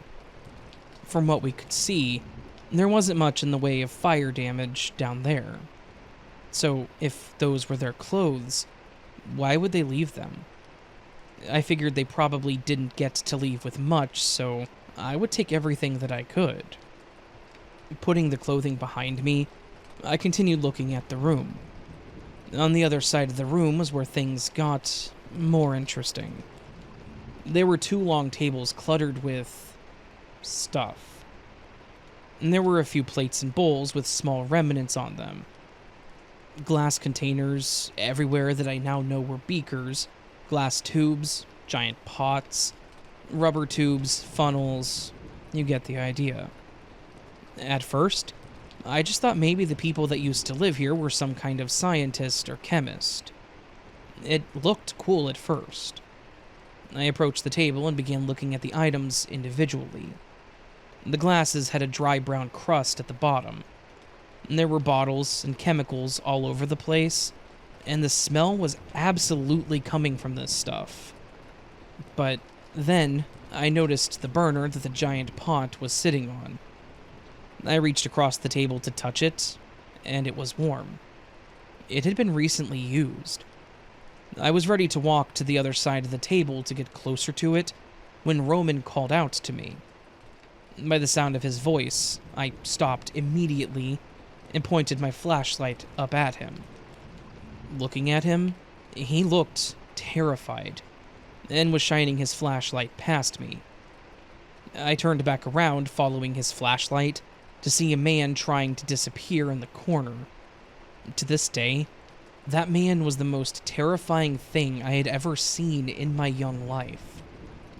The man was mostly skin and bones. Maybe it was just the flashlight, but he looked pale. I could hardly tell that he was wearing a white tank top, as it just looked like his skin.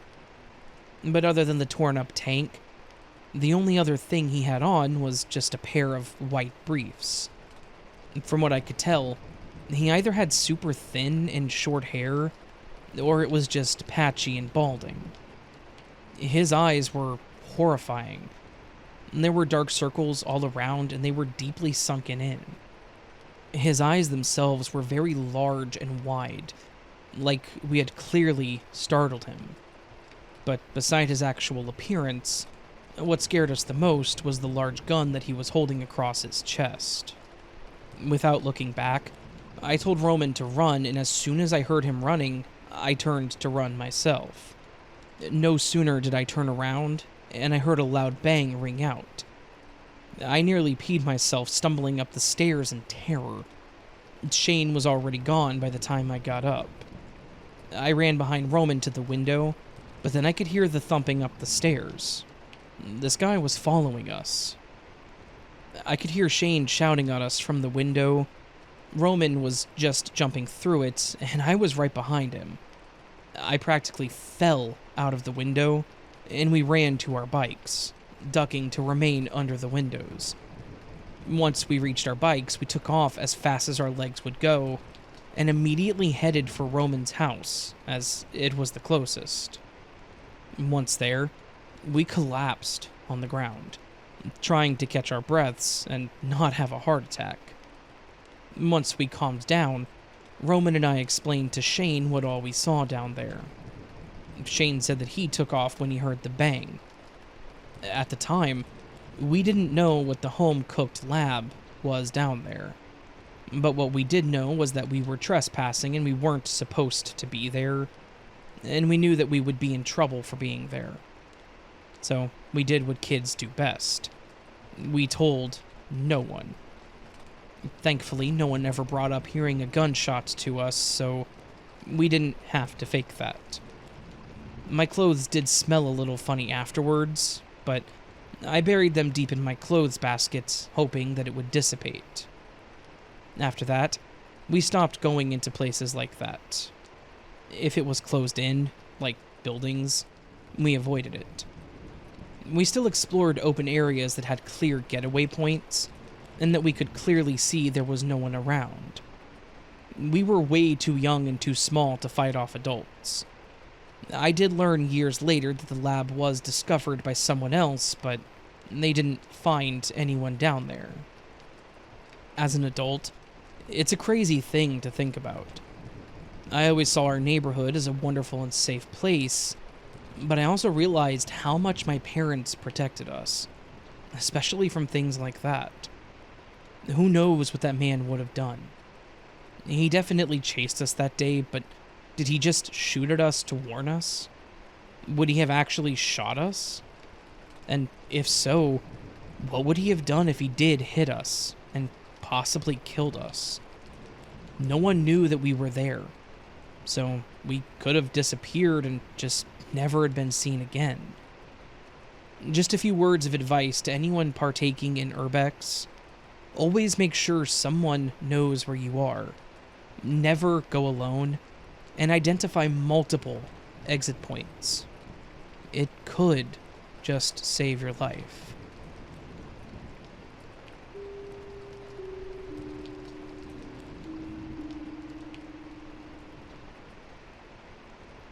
Quick trigger warning for this story.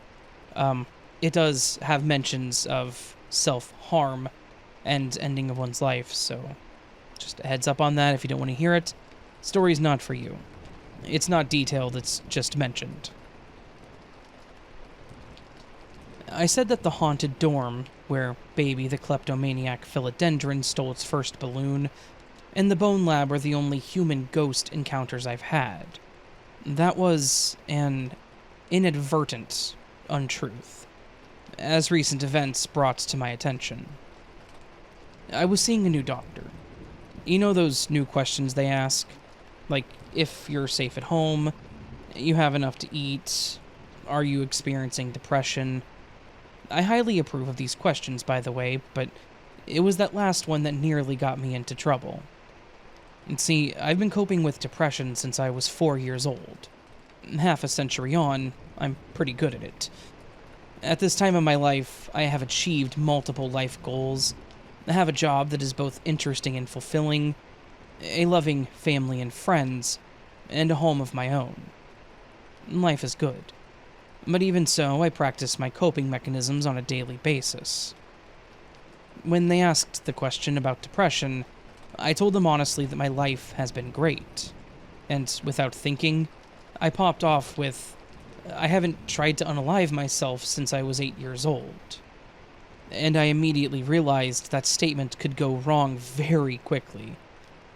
Because, being a good medical personnel, they asked, what stopped you? Feeling a little panicked, I told the truth. Granddaddy. They moved on to other questions. Phew. Because Granddaddy was dead. That's why I was so depressed that 8-year-old me went into the kitchen in the middle of the night, pulled the biggest knife out of the drawer, and contemplated where to apply it. No, I probably wouldn't have managed to unalive myself, but I was desperate to stop hurting. So much that I'd have made a mess of myself, not to mention the trauma to my parents, siblings, etc. But something happened. I'm not sure exactly what happened. There was sunlight beaming through the windows, and daffodils, and Granddaddy, and love. In the end, I put the knife away, and I went back to bed. You can say it was a dream, but I know it wasn't. For one, I was most certainly awake. For another, well, to put it simply, my dreams during that time were nothing like that. No, life didn't magically get better. There were many weeks of nightmares and little sleep when the world trudged on, bleak and empty. But there were daffodils. They were a reminder of hope, a promise of better to come. And then one day I was sitting in the car, in the front drive, waiting to leave for yet another counseling session. My parents were wise and well ahead of their time in many ways. The neighbor on the hill behind us had a new stereo system. To try it out, they opened the doors to the porch, cranked it up, and Calypso rolled down through the orchard across the valley, broke like a wave against the opposite ridge, and flooded back. The sun shone down. The hills and valley were filled with earthbound clouds of white apple blossoms, the palest blush, and the ground below was covered in yellow mustard flowers. For the first time in months, I saw what beauty life can hold. Little by little, I learned to seek out reminders of life, of love, of hope. I find music that lifts my spirits. I cover my cubicle walls with images that remind me of myself, my accomplishments, and what I have yet to do. Yes, I give myself permission to escape into books, movies, and good company, but I also join service organizations and volunteer. I craft, write, hunt fossils, and garden. I found a home where I can look out my window and see trees. I feed deer and birds from my back porch. I even learned to scuba. Calypso. But it was Granddaddy that gave me that first yellow petal of hope.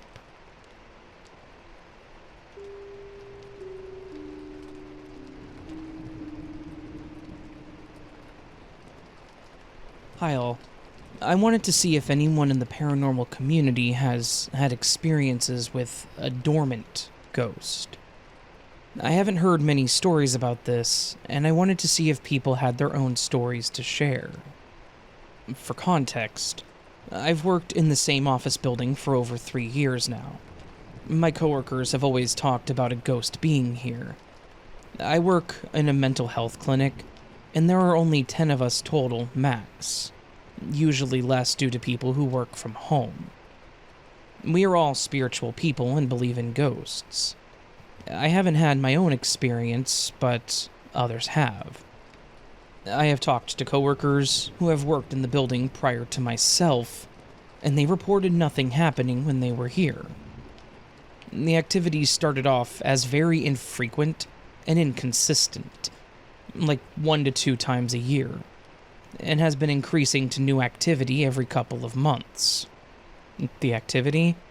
Well, my knowledge of the ghost started with a closet door that wouldn't open, even though it was unlocked. My coworker said it felt like a force on the other end. The door later opened on its own, despite a few of us trying to get it open. There have been other run-of-the-mill stuff, like footsteps, phantom cigarette smells, doors opening and closing, door chimes going off when no one is here, etc. It's escalated to 2 apparition sightings in the last few months. Could this be a dormant spirit getting stronger? Maybe a traveling ghost? Update.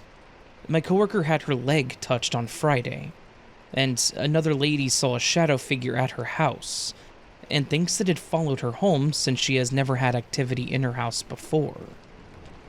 I also got info that a coworker from another department came to the office and saw a shadow man in the break room. So, that makes at least 3 apparitions in the last few months.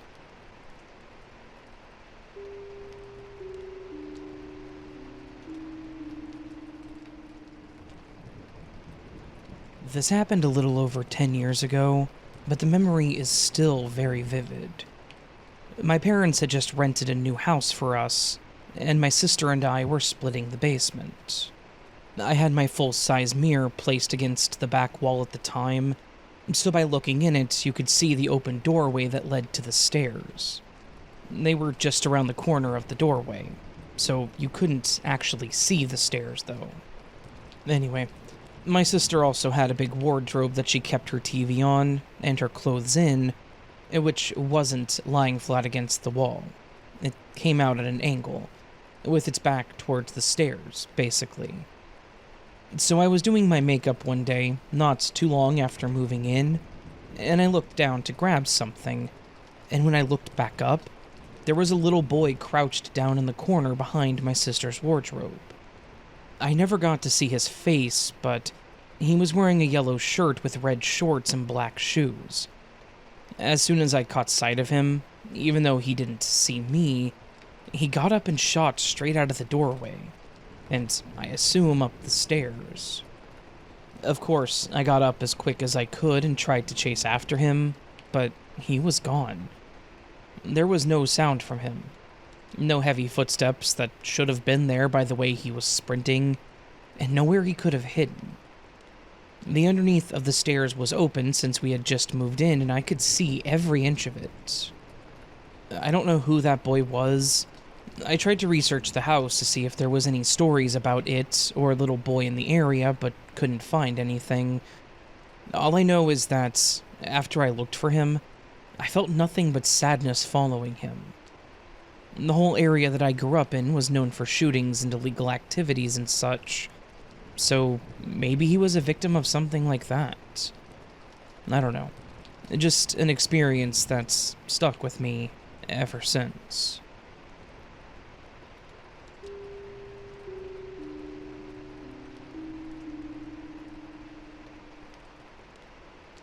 To give some background information, I run a pod simply for fun or to bring awareness to the dangers of the world and people around us.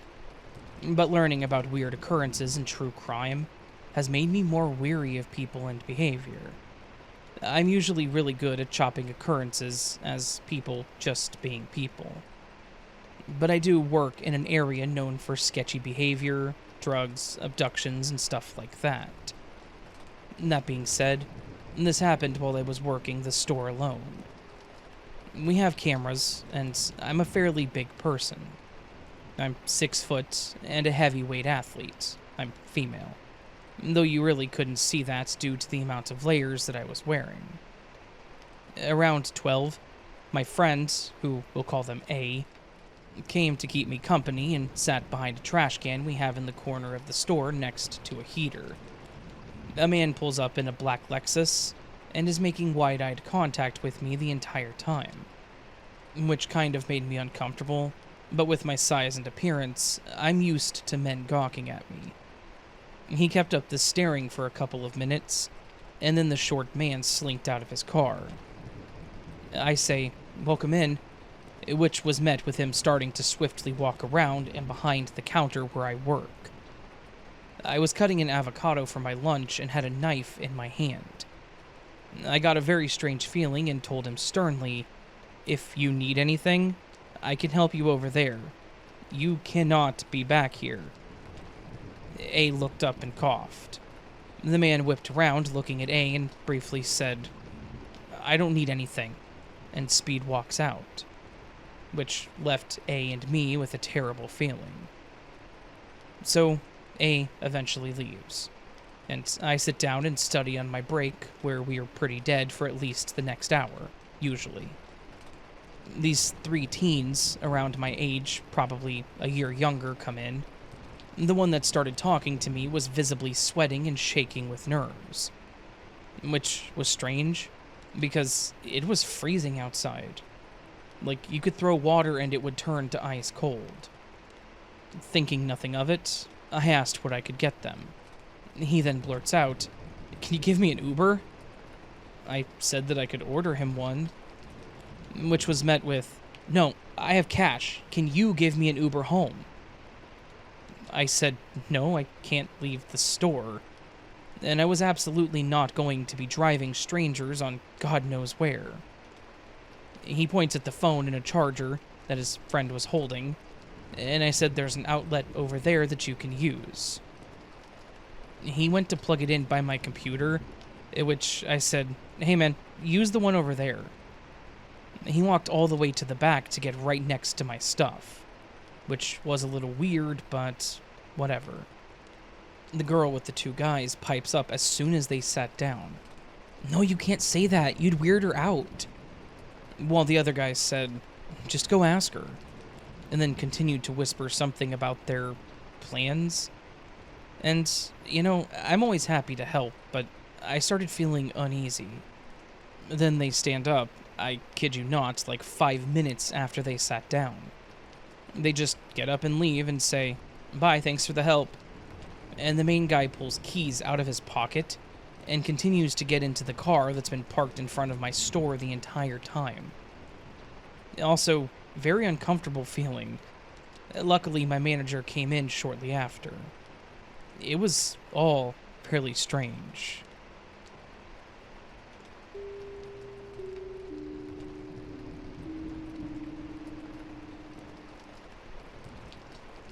I've been on this subreddit before, and I'm starting to realize I've unfortunately been a magnet for this stuff my entire life. So, this happened a few years ago, and my brain is still fuzzy because, honestly, I've kinda blocked this out from my memory. My older sister, 23 at the time, and myself, 20 at the time, went to Washington, D.C. one year, and I was super excited because I'd never been before. We started the trip with a private tour of the Capitol building, where one of her friends worked at the time. I was honestly super stoked. Even though I had already become disenchanted with politics at that age, it was still really cool to be in the building and learn about the history of the country. After that, we went to the Smithsonian, and just genuinely had a lot of fun educating each other in different subjects we were always into. I was always more math and science oriented, and she was English and history. At the end of one of the days, we were headed to the metro station to get a train back to our hotel. Now, I'd been on train platforms like this before, having visited my uncle in NYC a couple of times, and since then been stationed in Chicago with their metro system. So I have a pretty good understanding of how trains and stops work. My sister said that she needed to go to the bathroom and to wait for her before I got into the train. And I told her okay before making my way to the kiosk to reload my card. While I was at the kiosk, I got this feeling that someone was looking at me. That overwhelming feeling of just being watched, and it was uncomfortable. I turned my head a little, and there, standing in the corner, was what I can only assume to be a homeless man based off his appearance, staring right at me, with huge eyes. At first, I thought nothing of it, as we had people like this back home in Florida too, and went back to what I was doing. I pulled out my phone and started playing a game or something while I waited. Before long, my sister came back and we got on our train. We talked for a bit about what time we were getting up the next morning to catch our flight back, since it was later in the day, around noon. When she started to open her mouth, I froze. Standing in the back of the train car staring at both of us was the same man I had seen earlier. I'll never forget his outfit. He had a dirty gray hoodie, matted brown hair, and a face that looked like he suffered from heavy substance abuse. Dingy skin, ragged blue jeans, and shoes with holes in them. I leaned in, not breaking eye contact, and said, "That guy was staring at me earlier, and now he's still watching us on the train." She looked at him and whispered, "If he gets off when we do, we'll make a dead sprint to the hotel." Honestly, I don't know why we didn't call the police, but knowing where our hotel was, on the end of town where things started to get sketchier, I don't think it would have made much difference for response time. The train stopped at our station, and we got off. I didn't see the man following us, so I thought we were fine. It was still about a 5-block walk to the hotel, and in a really sketchy part of town. It's not that we were cheapskates, it's just all we could afford in all honesty. As we walked, we continued our previous conversation, but I still couldn't shake the feeling that something was off. I turned around, and I saw that man, hidden behind a brick wall peeking out like Kilroy. I froze. My sister turned around and saw him too.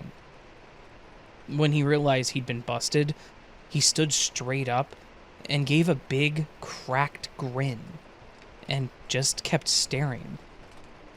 I wanted to challenge him, being 6'3" and 215 pounds at the time, and yell, "What the hell do you want?"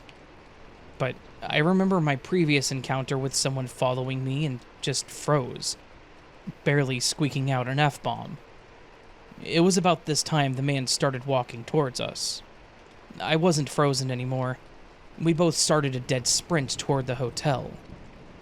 As terrifying as the situation was already, what happened next still makes every hair on my body stand straight.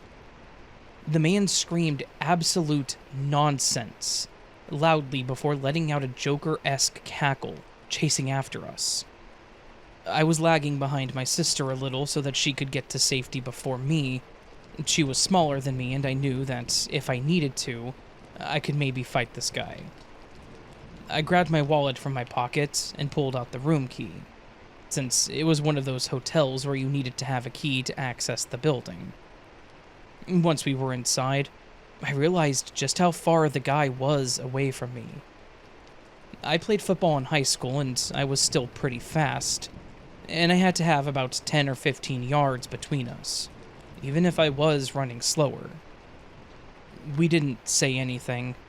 We just went upstairs to our rooms and made sure it was locked in every way possible. We left super early and took an Uber to the airport. I don't know what it is with people chasing after me, and I still don't know what that dude wanted, but I really don't want to find out.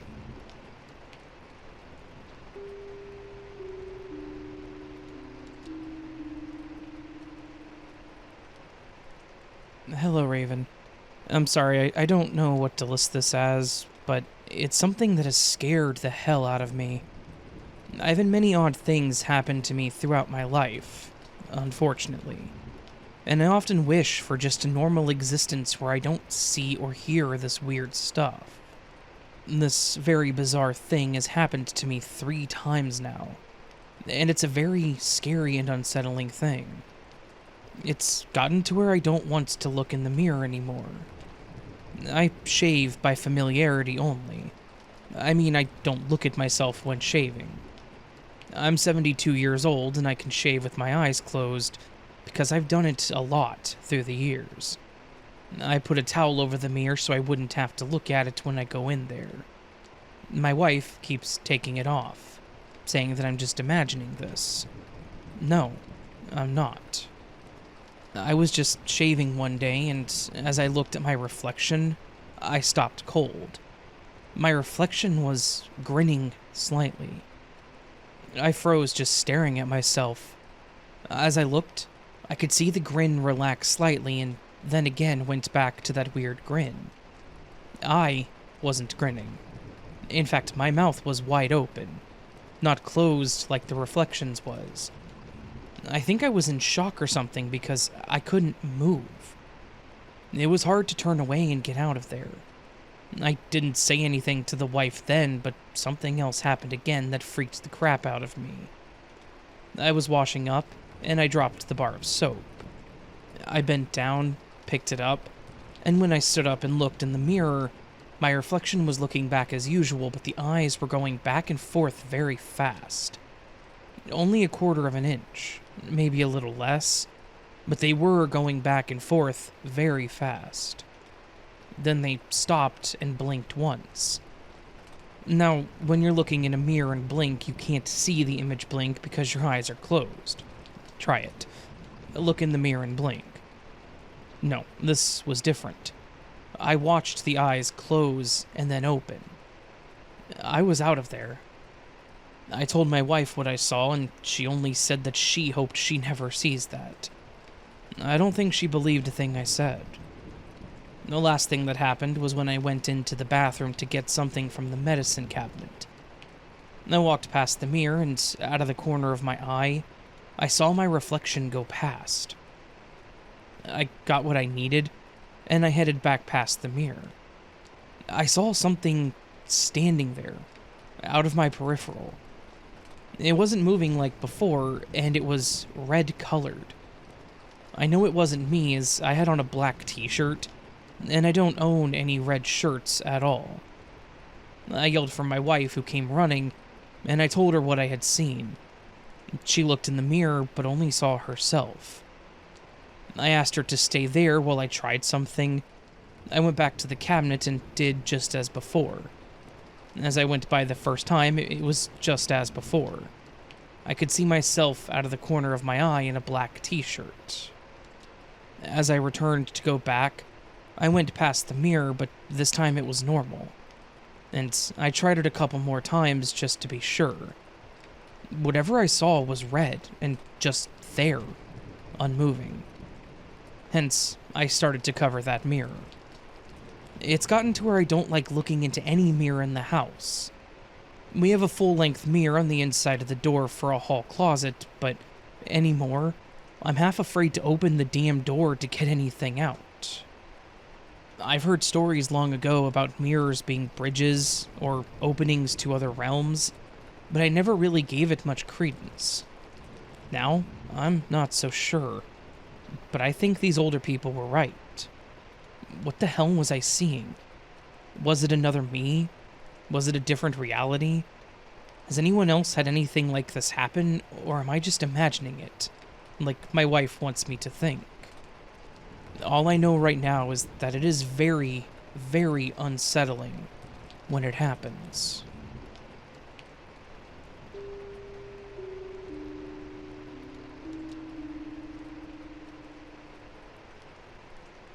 This happened a couple of years ago to me and two other friends, 21 female. We were probably 17 at the time. It was summer and we had plans to go to our friend's house. There's this park that is halfway from mine and hers, so my friends and I decided it would be nice to sit in this hut in the park and have a smoke on the way to our friends. And this was in the evening, so it was getting dark already, and time passed, it was dark enough for the streetlights to turn on. It's important for the story to explain a bit how the hut was situated in the park. The park was shaped like a big circle around a lake. So, the hut that we sat at had two entrances from left and right side. These entrances then connected to the main park path. The hut is open and just has bench seats and a circle and a roof, but open air, if that makes sense. Anyways, the streetlights on the right side were not working, so it was extremely dark on that side.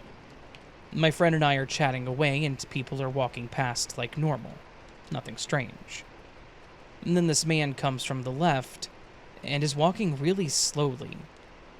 Now, normally this wouldn't catch my attention, but it's the summer, and he had on a long, thick trench coat with a top hat that had a feather and sunglasses. He walked super slowly into the dark and just stood there in the dark. I could make out his silhouette just standing there. At this point, all of my friends are quiet as well, and we're feeling uneasy, as we're all girls. Then the man begins to walk back towards the streetlight that has light on the left side.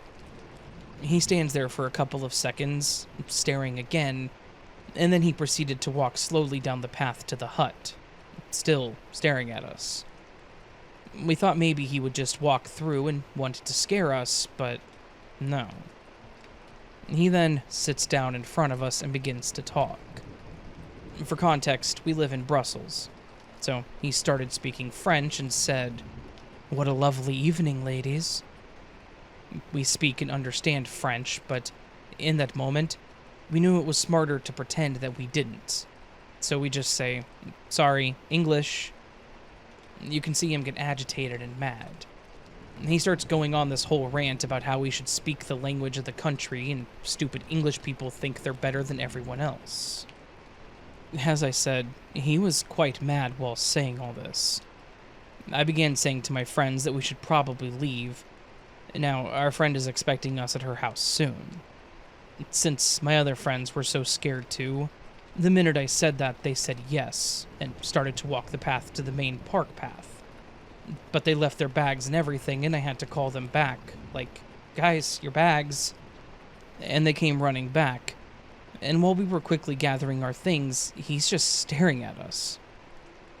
We got our things and started walking, when suddenly we hear, Hey, come back here." We turn around and see him holding up a can of Coke that my friend had left, and he said that we shouldn't litter and to come back and throw it away.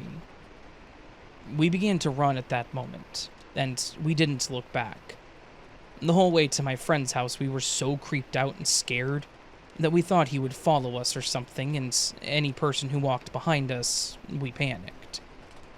What scared us the most was that he had his hands in his pocket the entire time, and the moment he held up the Coke can, there was something else in his hand that shined with the street light.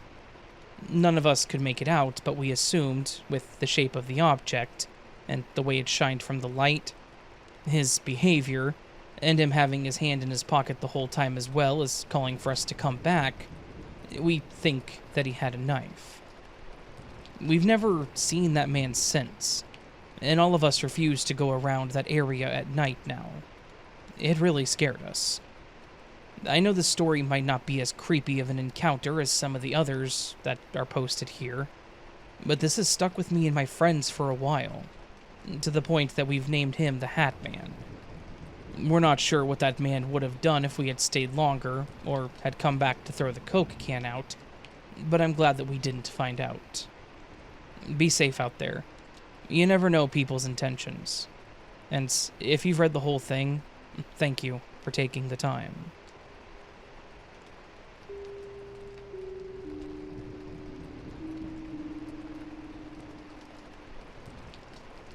This happened when I was 13, almost 20 years ago.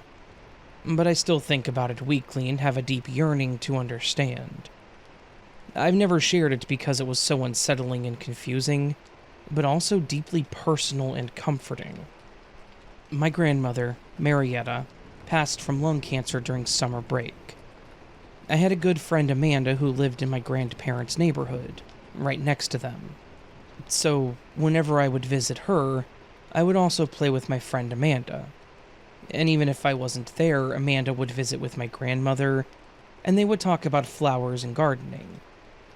She didn't have a grandmother figure in her life, so I was okay with sharing every now and then. My grandma made a big impact on Amanda in those years. About a week after my grandma passed in July that summer, Amanda and I went to the movies.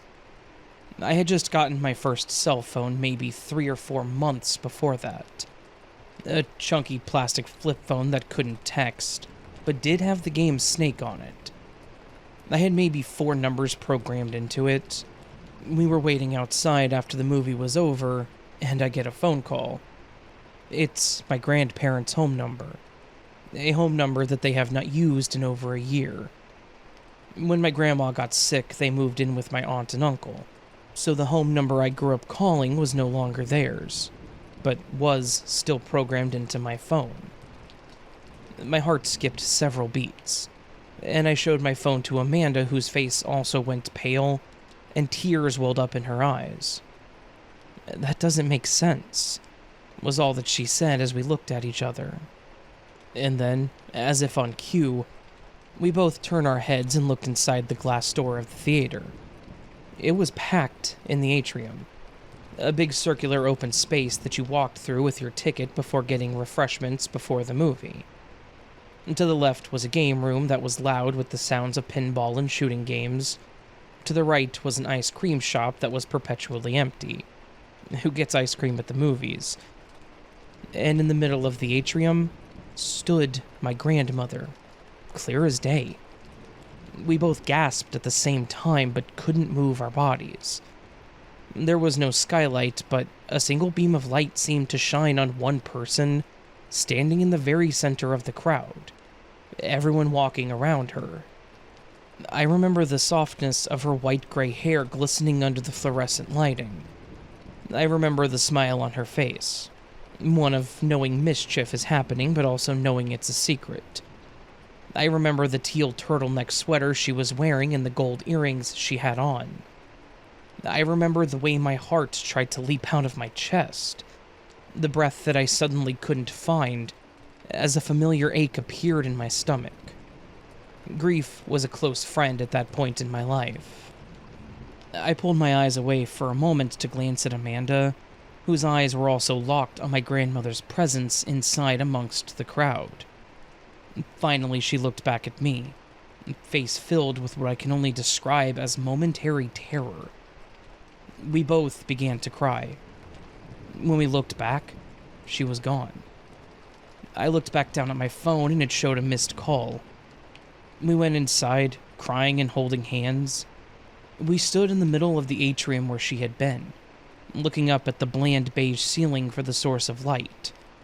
There was nothing but the smell of popcorn and the scream of kids playing skee-ball.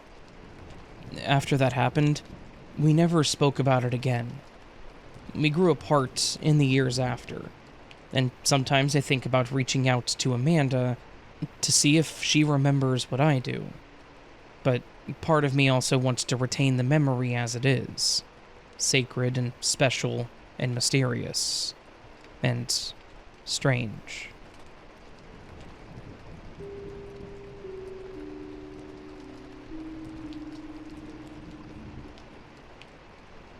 Hi, Raven. Long-time listener, first-time submitter. I'm a 50-year-old male, and my parents died when I was 26. We had a very loving upbringing and a very close relationship with our parents, my 4 siblings and I was particularly close to my dad. He was the best dad ever, and I could always talk to him about anything. I had many occasions where I would drop by just to visit and talk with my dad. We were extremely close. Well, about 10 years after he passed, I was very depressed with a wife at the time, and really needed him in that moment. It was a cold night, and I decided to make a fire outside at my fire pit. I had some depressing country music playing low in the background, and as I sat by the fire, I was saying a few prayers and talking to my dad in heaven while staring at the fire. A little backstory. I inherited the house my parents once lived in, and was living in it at the time. From where I sat, I could see the window of the house near to where my dad used to sit in his recliner, and although it was dark outside and all the lights were off in the house, I caught a glimpse of a curtain being slid over the window, exposing a lamp that was on in the house. Now, I didn't have curtains at the time. I had blinds, and I didn't even have a lamp and setup like when my dad was alive. So I immediately knew that something was up. I jumped up and ran inside the house thinking someone was in my house. Well, when I got inside the house, of course, no one was there.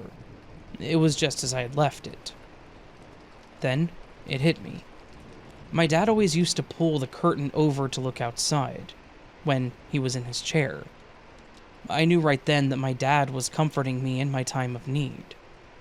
Although he was long gone, he still came to me from beyond to tell me everything was gonna be okay. Once I established that, I immediately felt better about my situation. It was definitely a life-altering moment for me. Thanks for letting me tell my story, and keep up the good work, Raven. I love your channel.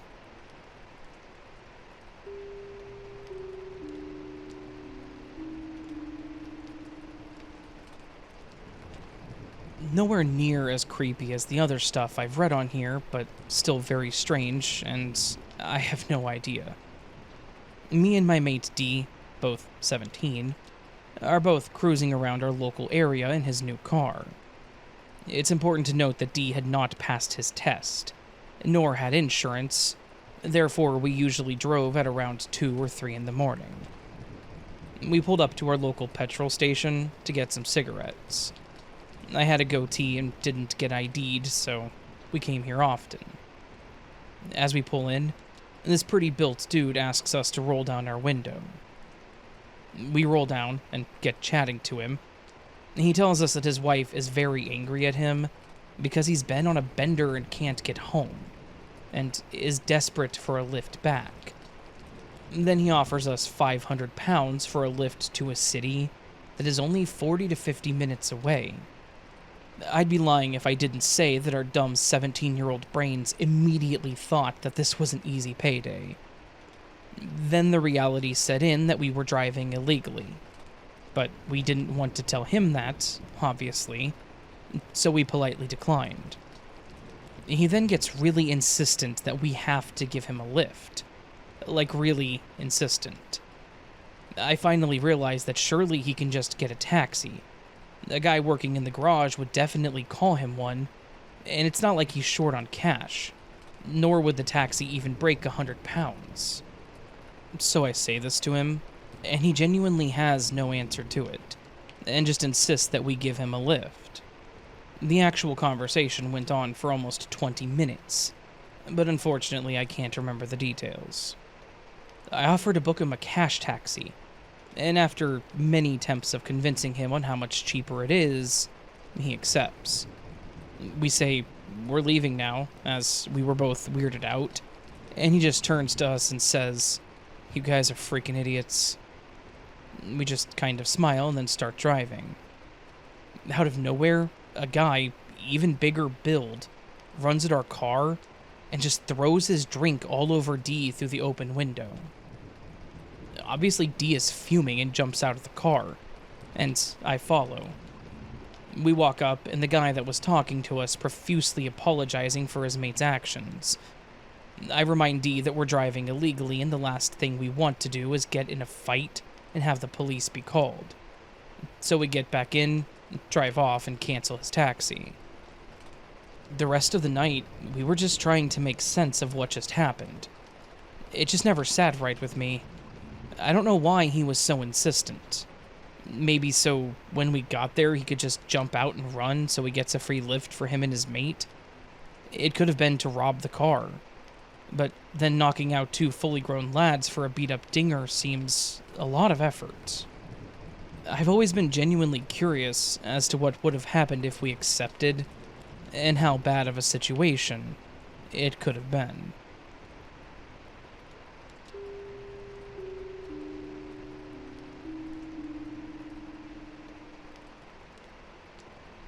My brother passed away in a motorcycle accident back in '75. He was 16, and this happened 5 days before my 15th birthday, which put a huge damper on my birthday and the upcoming holidays. I will call my brother Eric, as I wish to remain anonymous. I was now an only child, and was very lost. Everyone took care of Mom and Dad, and I was just left out in the cold. I found that I couldn't relate to my peers, or anyone for that matter. I wrestled with depression and left home right after high school because I couldn't handle the memories, and home life was less than desirable. After a major breakdown, 15 years after my brother's death, I was able to connect with one of my brother's friends. I'll call him Mark. Mark and I were talking via phone call and were sharing some memories of Eric. It felt good to share long pent-up memories and even laugh at some of the funny things he did. A few days later, Mark called me with a bit of concern, perhaps bewilderment in his voice. To fill in a bit of the backstory, this happened in the mid-90s, while we still had landlines and answering machines. Mark's answering machine had been giving him and his wife problems. His wife had contacted the company that made the answering machine for a part to hopefully fix the machine. They had just received the part, and along with the part, the company had sent a brochure with the picture of the answering machine. In the picture, there was my brother's full name on the identification area of the picture of the answering machine. Usually it would have read something like John Doe, or something to the likes. But instead, it read Eric's first and last name. Mind you, Eric's full name was unusual, not a common name. It freaked Mark out, but I just kind of chuckled and said that he was just letting us know that he was there amongst us while we were talking about him a few days earlier. I know it may sound weird, but it was kind of comforting to know that Eric wasn't too far away.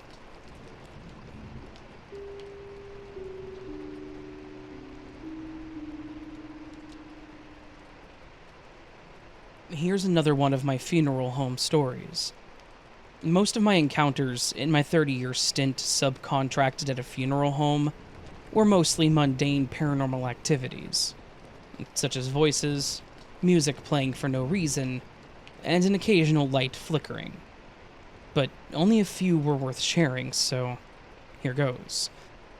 I was subcontracted to do hair and manicure on deceased women, but occasionally helped dress and help get them into the casket. I usually worked alone, with the funeral director passing through to either say hello or give me pictures of the women so that I could arrange it accordingly.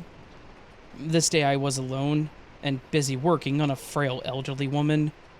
I'm usually engrossed in my work, but out of the corner of my eye, there stood a tall man in a dark suit, just standing in the doorway. I thought that it was the funeral director, so I turned my head to say hello. But no one was there.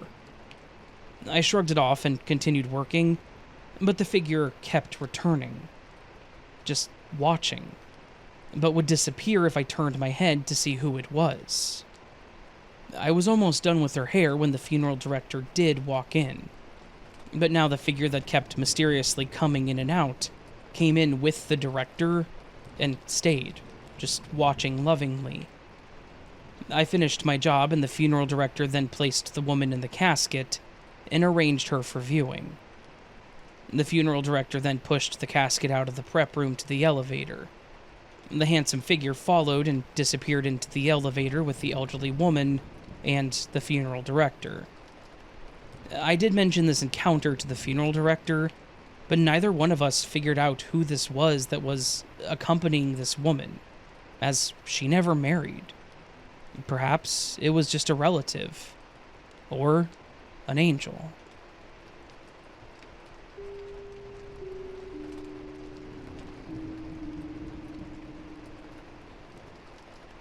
I, 22, female, was on vacation in San Antonio with a friend for New Year's.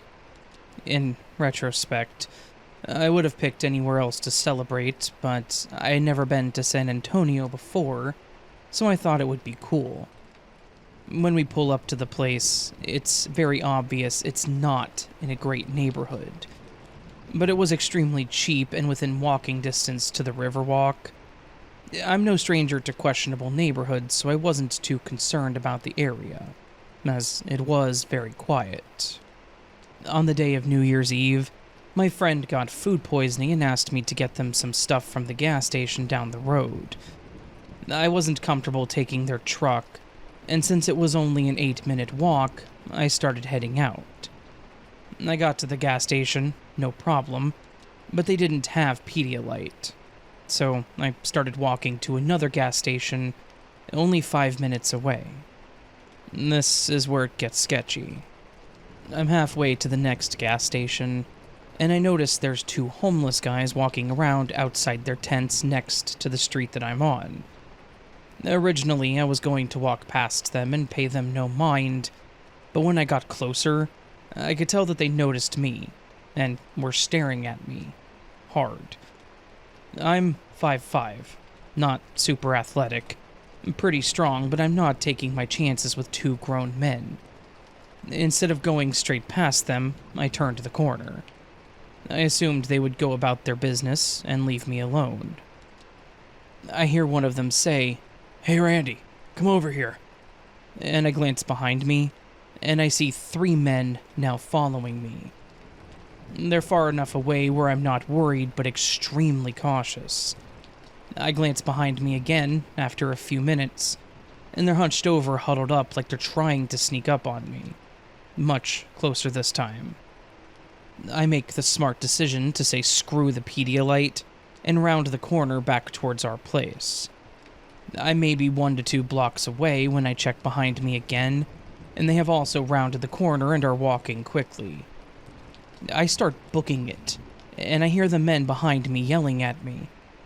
I didn't look back this time, but I could hear shuffling feet breaking into a run. Thankfully, I made it inside before they could see where I went. I peeked out the peephole in the door and watched in horror as these 3 men came barreling around the corner and frantically looking around for me. They're arguing and pointing around, but eventually they screw off. If I wasn't so alert, I shudder to think what would have happened. And no, I did not get the Pedialyte. I had to get it delivered.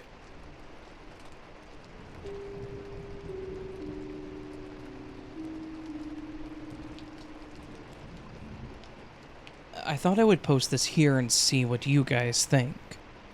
So, I don't want to make this a novel, but a little background. This took place in early 2016. I was going through an incredibly tough time emotionally and mentally. At the time, I lived in an illegal basement suite with my BFF. My bedroom wasn't a bedroom, really. It was like a big storage room. On the left, when you walked in the door, was the laundry area, with a very thin wall separating it from my room. The wall didn't have a door, just an opening about 5 foot wide with no lights inside, so it was always shadowy. To the right, when you walked in, was a larger area of the room, my bedroom. It had about an 8-foot ceiling, and right by the door was a support pole in the middle of the room. On the far right was my bed, and straight across from the door and the pole was a built-in wooden shop desk. So, I've always had vivid dreams, but this one goes beyond that. Beyond even the lucid dreams that I've had. In the dreams, my BFF and I were sitting on my bed in my room, chatting. Everything was fine until I suddenly got a cold and terrifying sensation. I didn't want to look at my desk.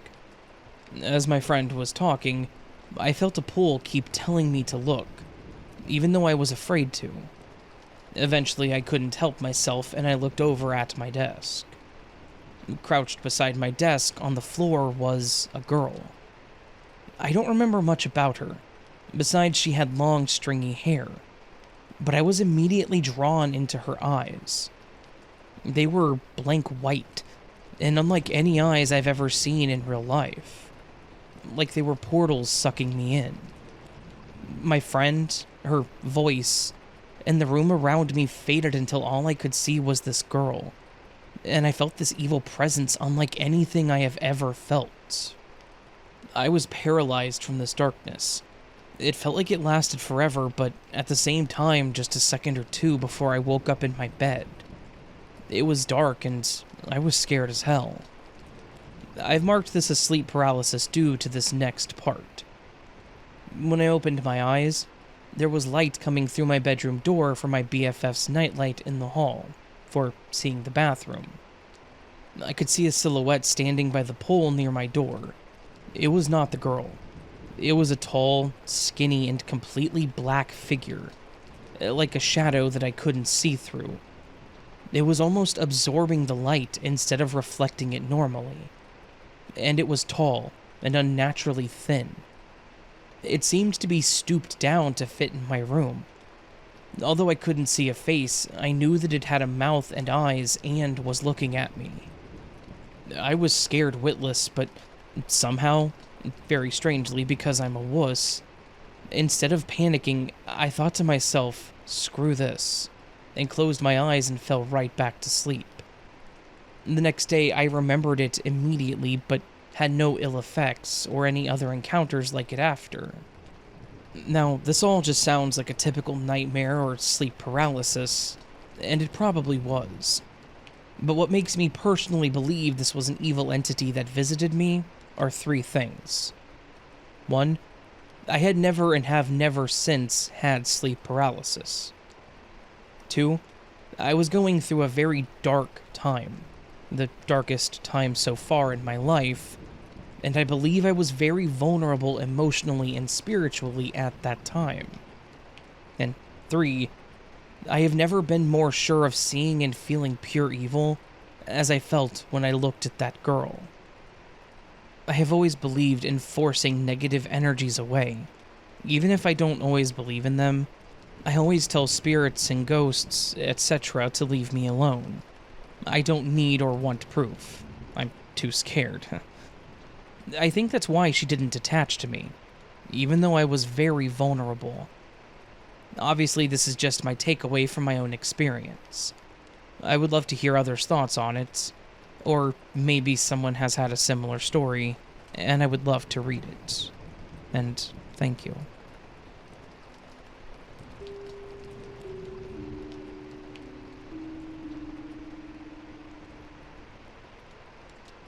Back when I was a sophomore in high school, I used to be very close friends with this girl, Kay. Kay and I met in middle school, and we instantly clicked. We would hang out after school very frequently. Kay had a very turbulent childhood. Deceased father, foster care, substance abuse mom, and Kay's family would house hop a lot. Our sophomore year, Kay's family was staying with their step-aunt's ex-husband. My parents never really stressed about me hanging out with Kay, because she was such a kind soul, and a great influence on me. Now, the man Kay was staying with, let's call him R, was interesting to say the least. I remember the first incident that made me scratch my head. It was when we all went out to dinner with Kay and her family, and R tagged along. Kay and I were sat at the table with him, and he was venting to us. I was 16, Kay was 16, and he was venting about his dating life and showing us pictures of his Tinder bio and all the women that he was chatting to. We both kind of laughed it off and engaged with him, not thinking much of it. Sometimes when Kay and I hung out, R would have us come to the basement when he had his room with a drum kit, and he would play them for us with the lights off. Anyways, the strangest encounter I personally had with him was when I went to Kay's house to hang out for the day, and she went to take a shower. While she was in the shower, I was sitting in her room, and R wandered in and told me he wanted to show me something cool in his room. Kay's room was on the first floor, and R's room was the only room on the second floor. Being the naive girl I was, I agreed and followed him up the stairs. When we got to his room, he realized it was locked and seemed very annoyed and jittery, because his key was downstairs.